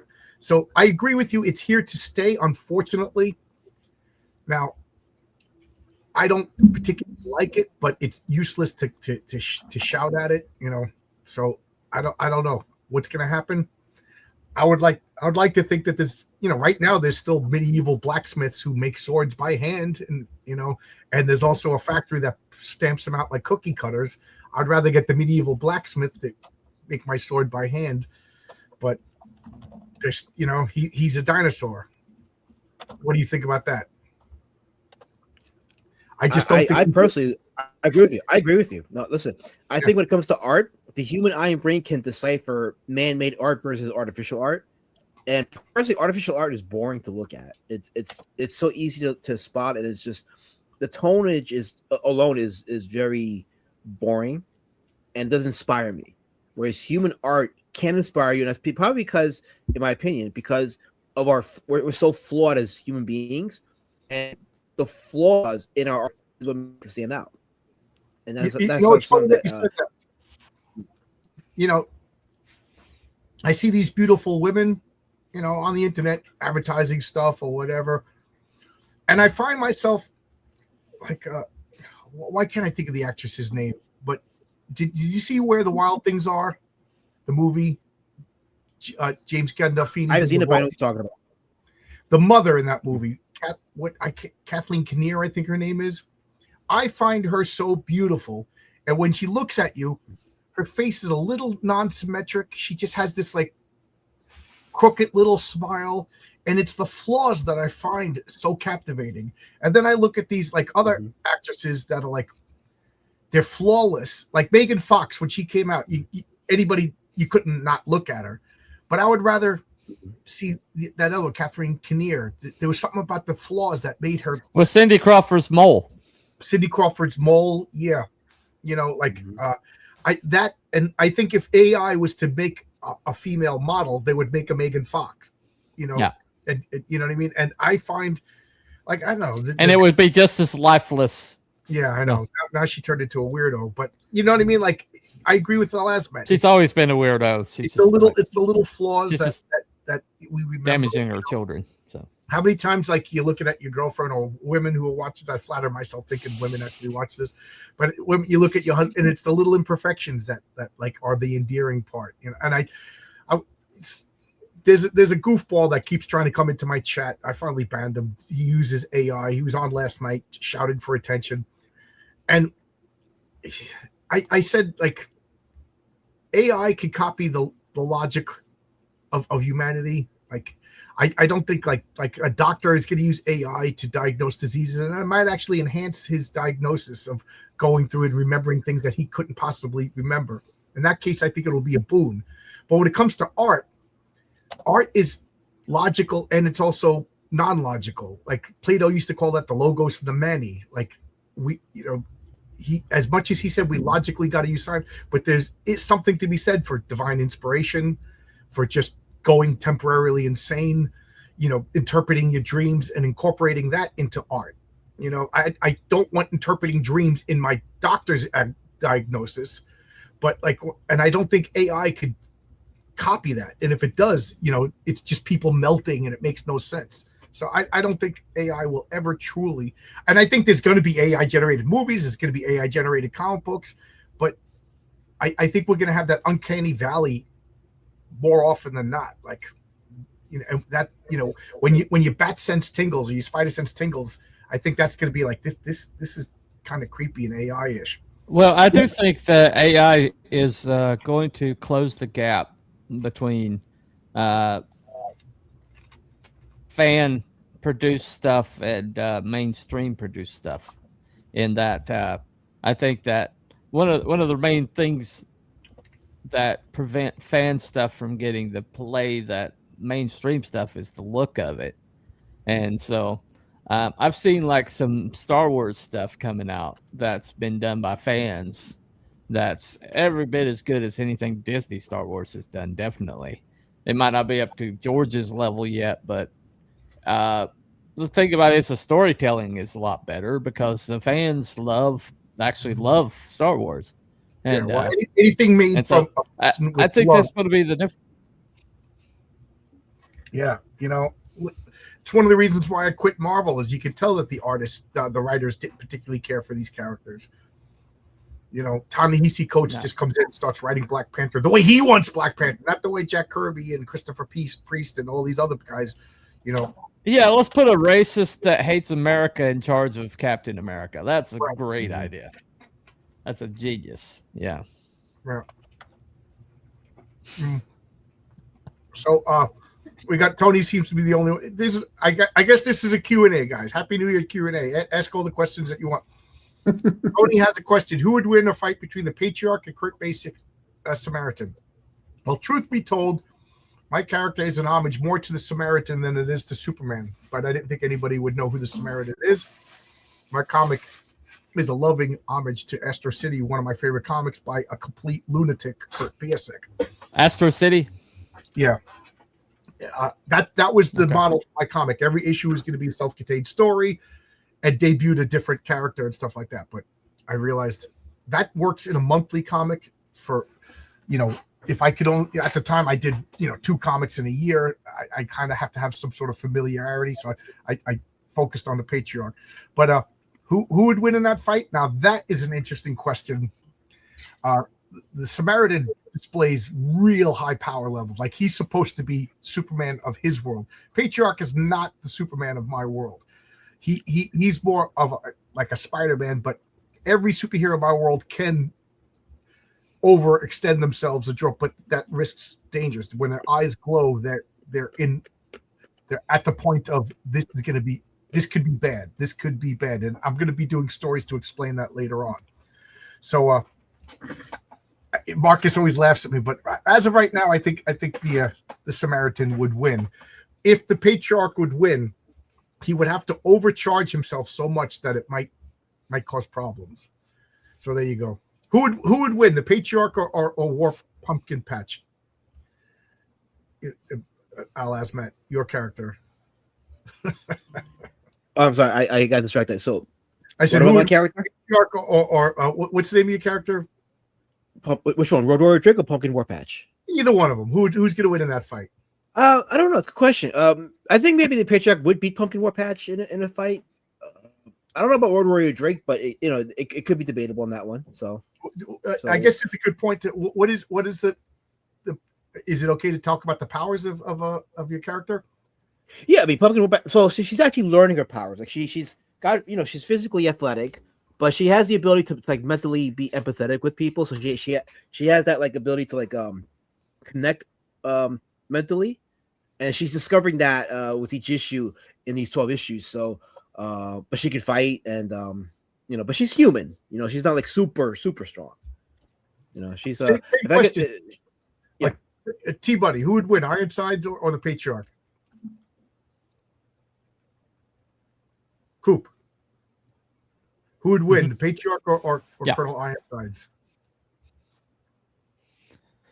Well, I think that between Patriarch and Colonel Ironsides, I'd have to say Ironsides, and for one reason only, is Ironsides does have that one little that extra ability to tap into the Earth's gravity field that he doesn't use because it's possible world ender.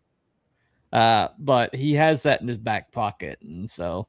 But I don't think he's also a lot more ruthless than Patriarch. Yeah, Patriarch has limits. Yeah, you're going to see in a story. There's a difference between us.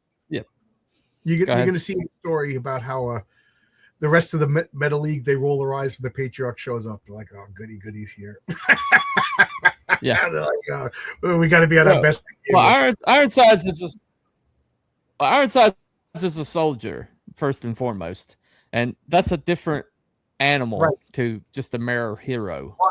At the beginning, soldiers have a practicality about. I was doing the roll call of the Meta League. They're all soldiers except for the Patriarch and Mary Sue, and the public eye. So the rest of these guys are not that trusting and a little bit more willing to get the job done than the Patriarch. And forget about Mary Sue. She doesn't, she's a good girl. She doesn't want to kill anybody. There you go. So let's see. Is there any other questions? Tony Grigo. I'm still used to the old school model of coming out. I know. That's my dream. But maybe someday. And I would have to have like a rotating stable of artists. You know what I mean? So maybe someday. But man, fulfilling a comic every month I would have to hire RJ from Critical Blast, because that's not fun. Going to work every day and then never ending fulfillment. Oh, I wouldn't wish that on anybody. I'm still not used to the whole give me your money first before the book is even done, then wait indefinitely. Yes. I talked about this a few times. When I talk about my comic, everybody's interested. And then when I tell them to pay for it now, and then in 9 months they'll get a book, they put their money back in their wallet. Normies don't like crowdfunding. So I literally have to explain it as it's pre-sale rather than crowdfunding. Crowdfunding, they don't know what the word means. They don't know what the term means. It sounds like a scam to them. So I have to say, oh, it's on pre-sale. Oh, okay. Do you guys ever explain crowdfunding to normies? What do they think? I just tell them it's basically an investment. You're investing in, if you know anything about investment, it's basically you're investing in the possibility of getting a product, or investing in the possibility of the stock going up or you basically it's giving money to something beforehand to increase its possibility of success. Yeah, that's kind of why I explained it. They'll put their money back in their wallet. Yeah, Yeah. I got you. It really is. It is a tough sell to the average person. You know. Let's see. That's all the questions. Anybody got another question? Wasabi Sabi, how you doing? Arkham, are you having trouble with your mic again? No. I was just quiet listening. I finally see somebody put one of my comics on eBay, and it's currently available for $5. And he says it's a 9.4. So there you go. There you go. I wonder how Somebody slapped it. Oh, okay. No, he didn't slab it. He just says it's a 9.4. So I wonder how. Okay. Yeah, it's not slabbed. And then he has pictures from inside. So how could it be a 9.4 if you actually open it up and show the picture? I don't know. If you breathe on it, you lose like 5 points or something. Right. If you read Heroic Tales 2, you'll see how I feel about slabbing comics. That's the whole point of that RJ and me. Yeah. I call it the wimpy model. Instead of I'll gladly pay you Wednesday for a hamburger today, it's pay me for comic today. You might, yeah, that's a good point. That's a good point. I'm looking to see if there's any more. Everybody's going to do that. You make a comic book, you're going to check eBay every couple of weeks to see if anybody's selling your comics and making a profit. John, Wabi Sabi is what you were explaining earlier. Appreciation of. Oh, okay. I thought it was just a cool way to say hello. Yeah, Wabi Sabi is what you explained. The appreciation of imperfections is part of the. Yeah, isn't that when they fix like a cup with gold lines and stuff? Is that what we're talking about? Yeah, like I you guys don't know, but like when I'm by myself, I sing and I make up stupid lyrics. Like I'm going to the bathroom, and I just like sing. And my wife's like, "Oh, you drive me crazy," but she's gonna miss it when I'm gone. My stupid little singing, you know what I mean? It's stuff like that, you know. Yeah, but yeah, I do like that. Like I like that's. I guess that's why I'm attracted to like the flawed heroes. Like it's ironic because Superman is one of my favorite heroes, and he's perfect to the point where they had to like Deus Ex Machina make up Kryptonite to make him a threat. But like, and then I like Captain Marvel. Well, it's like Ray Palpatine. Yeah, she's boring. Nobody buys Ray Palpatine dolls. Nobody talks about her. Little girls don't dress as her. Just talk about. Could you ever believe that at some point in your life, Star Wars movies would come out that have no cultural imprint? What a shame! What a shame! Yeah. But Star Wars, Star Trek, Doctor Who, all of that stuff. It's all gone. Lost value. Gone. Yeah. Wabi Sabi, the ball on Cindy Crawford's cheek, or the crack of the Liberty Bell. Yeah, that's exactly the. I guess you weren't here. That's exactly what Cooper said. But your exception to the rule, John, you're truly hardest. Oh, thank you. It's hard for me to accept a compliment. It is. But I really like Captain Marvel, Shazam better than Superman. And people are like, well, he's perfect, and I'm like, no. Most of the time, he's a little boy. He's a vulnerable child. Like. If it wasn't for Fawcett Comics, the world of which is for children, like the DC Beck, could you imagine like a Frank Miller Captain Marvel comic? He would just have like somebody snipe Billy Batson from across the street. You know what I mean? He's sitting there selling his newspapers. Well, you kind of saw that in Kingdom Come. Right. Because Billy, they took the boy and Billy Batson and kind of corrupted the boy, and so they could get Captain Marvel. Right. He's the weakest person. He's a 12-year-old orphan. How can he get any weaker? And then when and if you read those old movies, he spends most of the comic as Billy Batson. But I have a person who says the magic word and transforms, and the way I make it is he can't heal and he can't rest until he transforms back.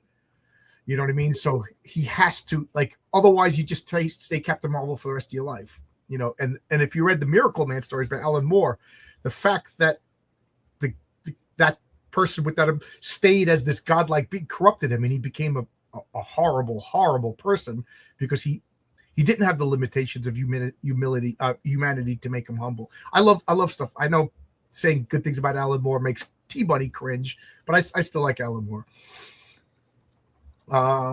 Anything else you guys want to talk about? I like his writing. I like his writing. He's just a shit human being. So Probably, I still hold never said out. he wasn't a good writer. Okay. I still hold out hope that he's just like he could go home and he's just like making muffins and watching cooking shows, and then it's time to do an interview and he just acts like Alan Moore because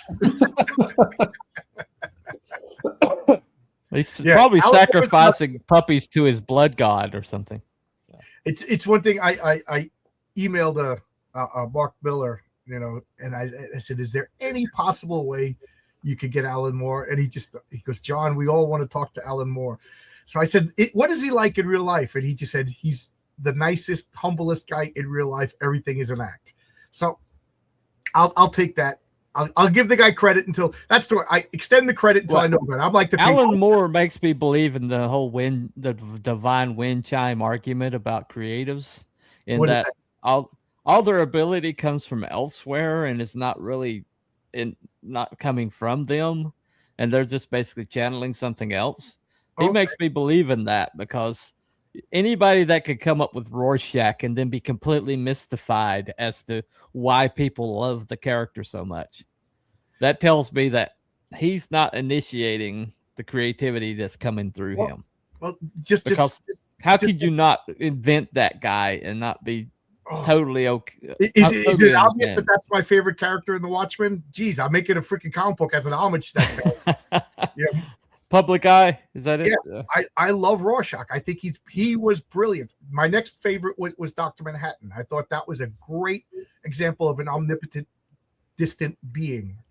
I thought that was, and the rest of the guys were kind of like regular people with powers. Well, I don't want to read comic books about regular people. I want to read. Yeah, I've actually enjoyed every one of them. I did enjoy. I like. I like Owlman a lot. A lot of people, they're like, yeah, he was a Blue Beetle. I realized he was Blue Beetle, but I just realized that he was that normal person compared to everybody else. He just had. And about that? How they had the chap, like a prose at the end of every book. Mm-hmm. That did anybody finish reading that his chapter about owls in issue 6? There was one about the what's his name, about the mechanics. Like there was text at the end of every issue. I don't know if it was ever in the collected one, but there was an excerpt like chapter 6 from his book about owls. It's the only thing in The Watchmen that I've never finished reading because he wrote it to be boring. Because he, I thought that about the third attempt to read it, I was like, I get what he's doing. He wrote the most dullest, boring academic thing because that's what he is. Night Owl. He's supposed to. Is Alan Moore playing a character like Andy Kaufman? I think so. I can't prove it, But I found out what town. Well, I think Alan Moore is so creative that he's actually creating his own persona. Yeah. Yes. I believe that. I found out what town he lives in, and I know England. You could address stuff. You could write Alan Moore, and just write his town and mail it, and odds are it'll get to him. So I'm not going to. I did already. I mailed him a physical invite to come on my channel. I'd like to think he got it by now and just like opened it up, looked at it, threw it away, and then went back to like knitting or something, or some casting genies out of an urn. Oh, somebody's listening to Toad Look. I just heard a wild thing. What do you say? I think Alan Moore is one of the main reasons why modern day American comic book industry is dying. The deconstruction of superheroes. To Alan Moore's credit, he did say that he's like amazed at the lasting longevity of stuff like The Killing Joke. He's like, it was basically a Batman annual. He goes, he has actually disavowed the whole deconstruction of heroes, that he is like the reason it happened. And I'm like, well, gee, Alan, they didn't do it before you, and now they did it almost exclusively after you. So I'm assuming that you are the reason it happened. So yeah, I agree. And to his credit, he wrote wonderful stuff like Tom Strong after that, which that is just a love letter to old pulp heroes and positivity. There's a little bit of weird stuff in it because it's Alan Moore, but like literally the comic that I'm writing right now about the funeral of the superhero is it's inspired by Tom Strong, you know. So I love Alan Moore's Supreme. Alan Moore's Supreme is one of the best Superman runs of all time. But then he man. More Midway Shack is a satire of just because oh, Midway Shack, is that a misspelling of Rorschach? Is a satire of Mr. A. In fact, I believe he's horrified. Yeah, he says that, but I think he's putting on an act. I think he's putting on an act. He can't be shocked. He's the only character. No, he said Rorschach. He's talking about Rorschach. Yeah. I figured autocorrect fixed it. Yeah, Rorschach. I think he's putting on an act that he's shocked that everybody likes Rorschach. I mean, he literally is the only character with convictions and stands by him. He's the only one who stood by the heroic ideal. He's a little bit crazy, but he stood his ground. Is there a more badass phrase than I'm not trapped in here with you, you're trapped in here with me? Yeah, I thought that when he's facing line of all time. he faces down Dr. Manhattan and basically says, do it. Like, kill me. Yeah. Like, you know, what is that? The girl from the Ozarks? You're gonna have to kill me. Like, I'm doing the right thing. You can't stop me unless you kill me. And then there in middle of Antarctica, Dr. Manhattan just blasts away the only and then, you know, what's his name? Night Owl and Silk Spectre. They just watch and they just, all right, we got to live with this lie. But by then, Rorschach had already sent his journal. Right. Same thing here. Creative Archie Bunker got upset when people liked the character, didn't understand. Yeah, if you watch the first season, my wife and I sat and watched the first season of Archie Bunker because we were talking about how kids today, because I'm an old man. I can't believe that I sat and watched Archie Bunker with my dad. You know, now I'm sitting in the chair watching Archie Bunker. I was like, all right, I can only 3 episodes. You know, like it's the camera in one room. It barely moves. But, you know, long scenes before they cut. These guys had to memorize incredible lines. But Archie Bunker wasn't that likable the first season. And he kind of softened later on. But, man, even as a kid, I hated Meathead. You know, and I was like, Dad, he lives in his house. He doesn't have a job. You know, he should just shut up and do the dishes. You know what I mean? You got to pay your rent. And my father's like, well, that's liberal for you. And I don't want to say anything bad because Rob Reiner died under those bizarre circumstances, but like, that's liberalism for you. Paying attention to everybody else's business. Meanwhile, your son's crazy at home. I can't think of a better metaphor for liberalism. And as much as I like Trump, I thought Trump's letter was, if anybody has a right to be critical, it's the guy who they tried to assassinate twice. So I understand the bitterness, but you're the president. Use the office, you know, in a little bit more decorum, even though I understand. I'm not saying I wouldn't have done it, but I'm not the president. Anything else anybody want to talk about? I'm going to go to bed soon. Tomorrow's my last day waking up at 4:00. I'm back to the 3:11 shift for the time being, which is good because I get to sleep as late as I want, but it stinks because I have no life outside of work. And then when I come home from work, I got to be quiet because my wife goes to bed. So anything anybody want to talk about? No, I'm just doing a lot more posts on my YouTube good. instead of trying to fight on X all the time. Just concentrate on art and videos. Yeah, I said last year that I wasn't going to fight with people on X anymore, and I failed miserably. So yeah, I failed today. Same person. I'm gonna try and stop. I'm not try. I'm gonna do the Yoda. Do or do not. I will not fight with people. I've always tried to, on social media, try to interpret everything in the best possible way, unless I absolutely know that this is an insult. Is there a possible way to interpret this in a good way? And even if I know it's an insult, can I answer with like humor and deflection? But I've failed in the past 4 or 5 months. Well, I'm sorry, I'm Gen X, so I've got to make somebody cry, or I don't feel like I've done my job. I'm Gen X too, you know. It's just in our blood. Somebody says something, we're going to say it right back. Not even think twice. That's just how your mama. Yep. It's funny. I didn't watch Stranger Things yet. That's not the point. But I am seeing a lot of people asking, is that the way it was back then? The kids just ran around? Yeah. Yeah. Yeah. I was never Yeah. home Yeah. ever. My mom would I would come home. My mom would like go outside. She didn't Mhm. ask me where it was. And then like I I'd come don't home. want to see you till the sun goes down. Yeah. Yeah. I was out on my bike all over the place. You guys got to come home? Yeah. And then Well, it was usually when the street lights came on. Like that is the truth. Oh, my they mom had to have an computer game. announcement. Do you know where your children are? Right. They had Right. to announce that. No, my mom played a fun Yeah. game You with know where me. your children are? Yeah, Yeah. she would lock all the windows and doors, and then if I broke in and if I can get in, I can stay. There you go. There you It go. was fun. You know, Yep. my father used to stand on the porch and he would stick his fingers in his mouth and he would whistle so freaking loud. And it became the standard.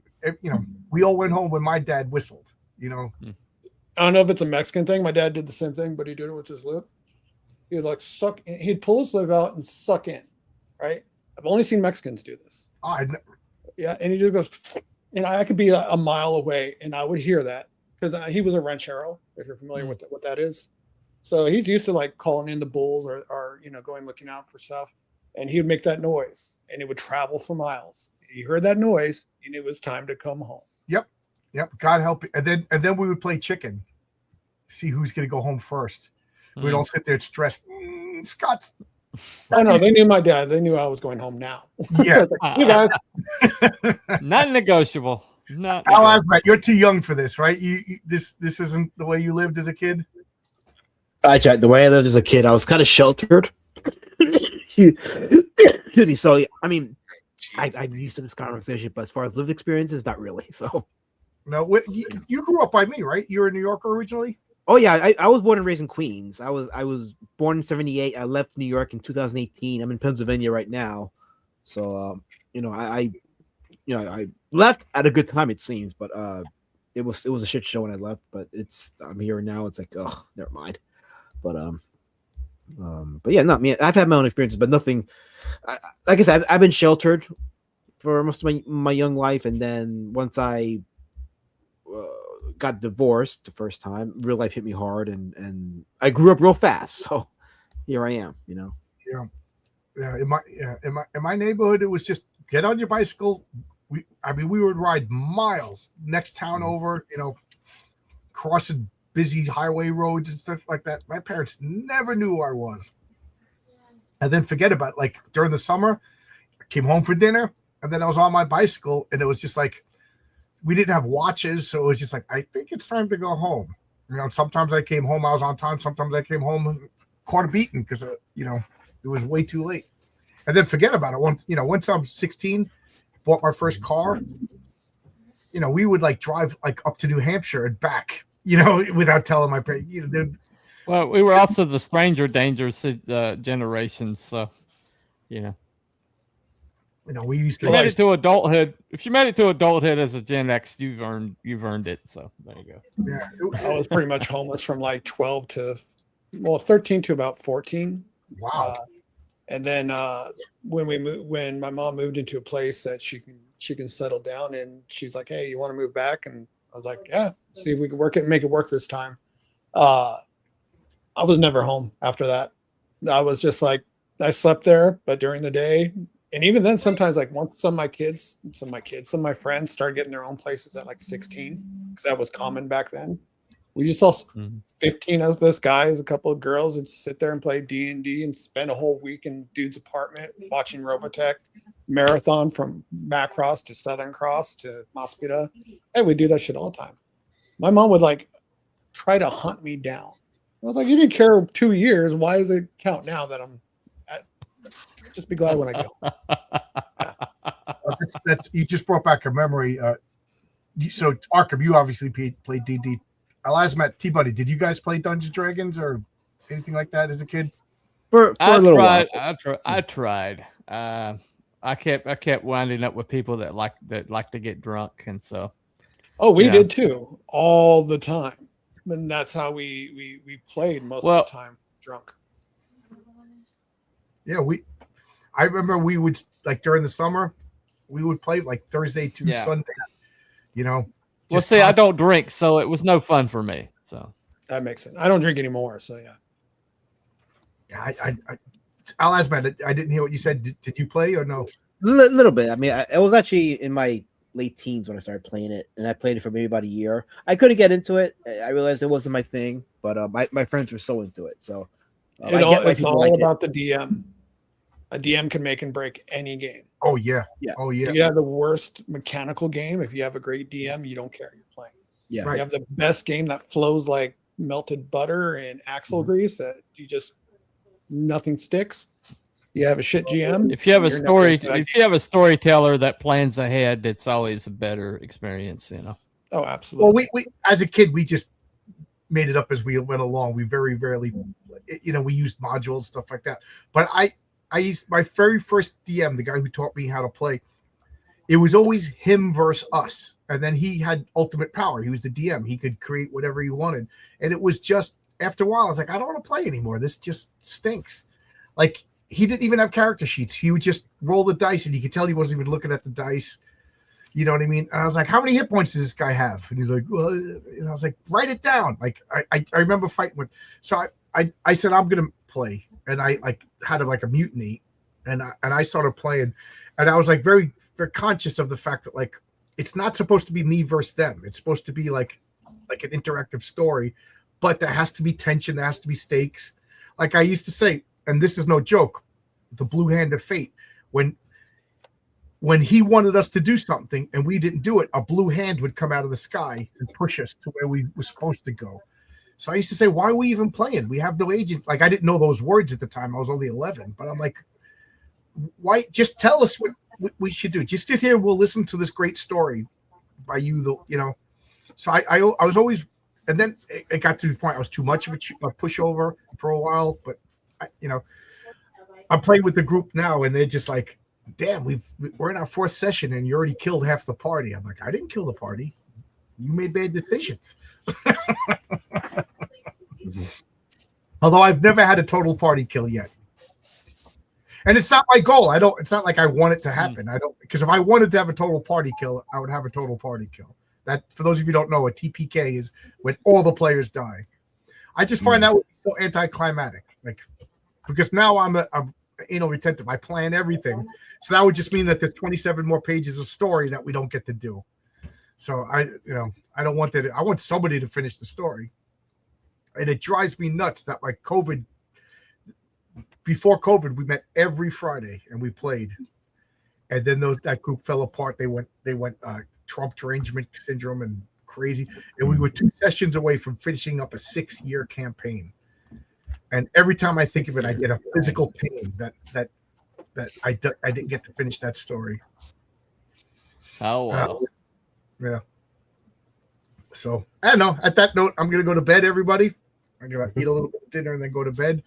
We'll start with Elazmat. We'll go around if you guys want to say anything before we close. So Elazmat, anything you want to say? Go ahead and back Pumpkin War Patch. The campaign ends on Monday. It's on Kickstarter. They put the link in the chat there. But yeah, issues 1 and 2. I just need 175 to fund, and then the books are currently being worked on, drawn right now. That should be done by the end of the month, January, for shipping in February. Should be fun. So that's my guarantee. By February, the books will start shipping. Really? That's soon? Good for you, man. That's great. That's great. I'm hoping the Patriarch will be done in February. Mm-hmm. And I'm waiting. Oh, I'm jumping out of line. I'm sorry. T-Buddy, it's your turn. Yeah, community service. It's on FMC. It's a quick look up. There's no other book it's named that. So it shows up every time you look at it. Fundmycomic.com. While you're there, check out everything else that's available. It's an awesome website. My friend Luke Stone runs it. And I also have a channel called, Telepathic Bunny, The Rabbit Hole. And, we do shows about 3 times a week, most of the time, But anyway, so just check it out. I think I got good content over there. John shows up every once in a while. Hopefully he'll show up this Saturday night. You're invited, John. So I'll send you. What's the topic this Saturday night? Number of stations. Oh yeah. Oh man, yeah. It was your topic. It was your topic. So I picked the topic, and then I forgot that you were going to do it. Yeah. What time is that? 7 o'clock. 7 o'clock Eastern Standard or Eastern. Yeah. I hope so, because we're playing Twilight Imperium, so I might not make it. That's like a 10-hour board game. I got 6 players, but yeah, I'm fascinated by Okay. number sections. They actually give me, they scare me. You know, it's one of those things.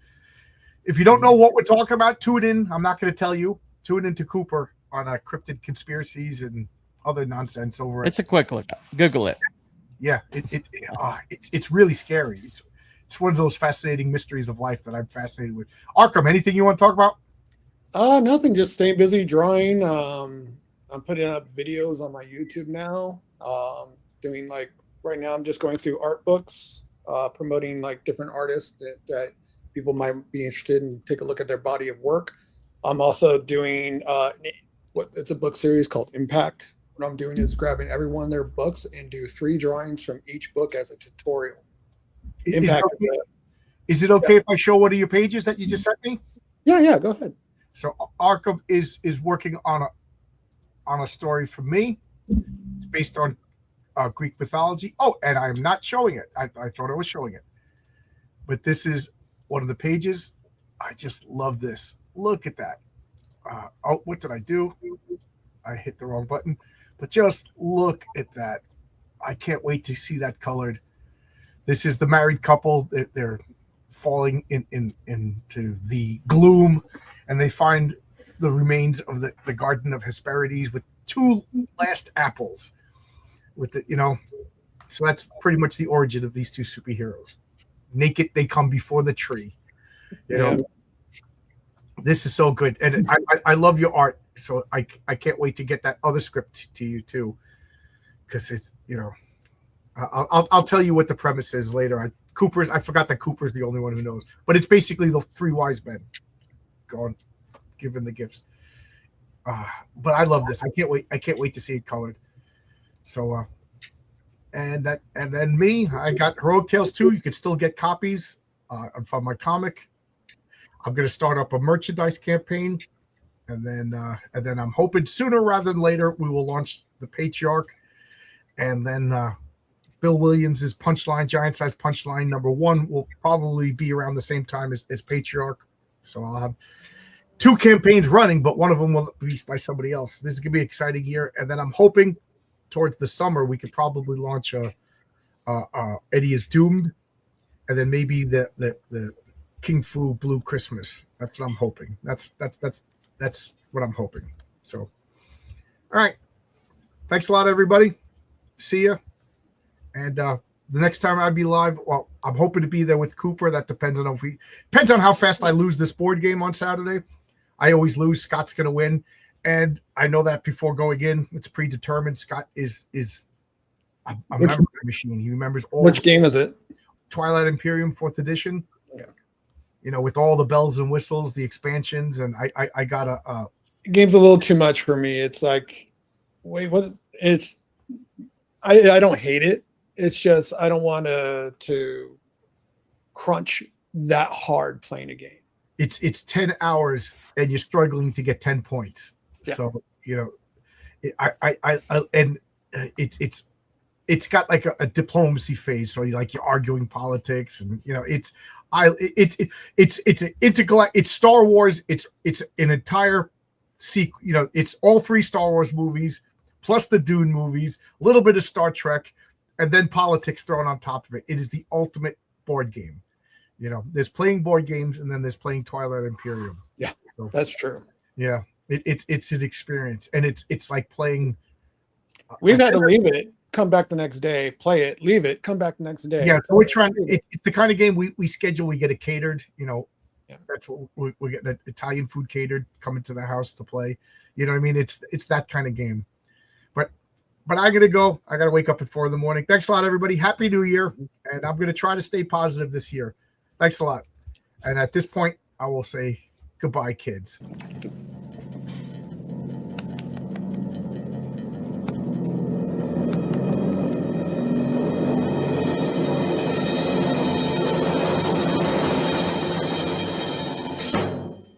Goodbye, kids.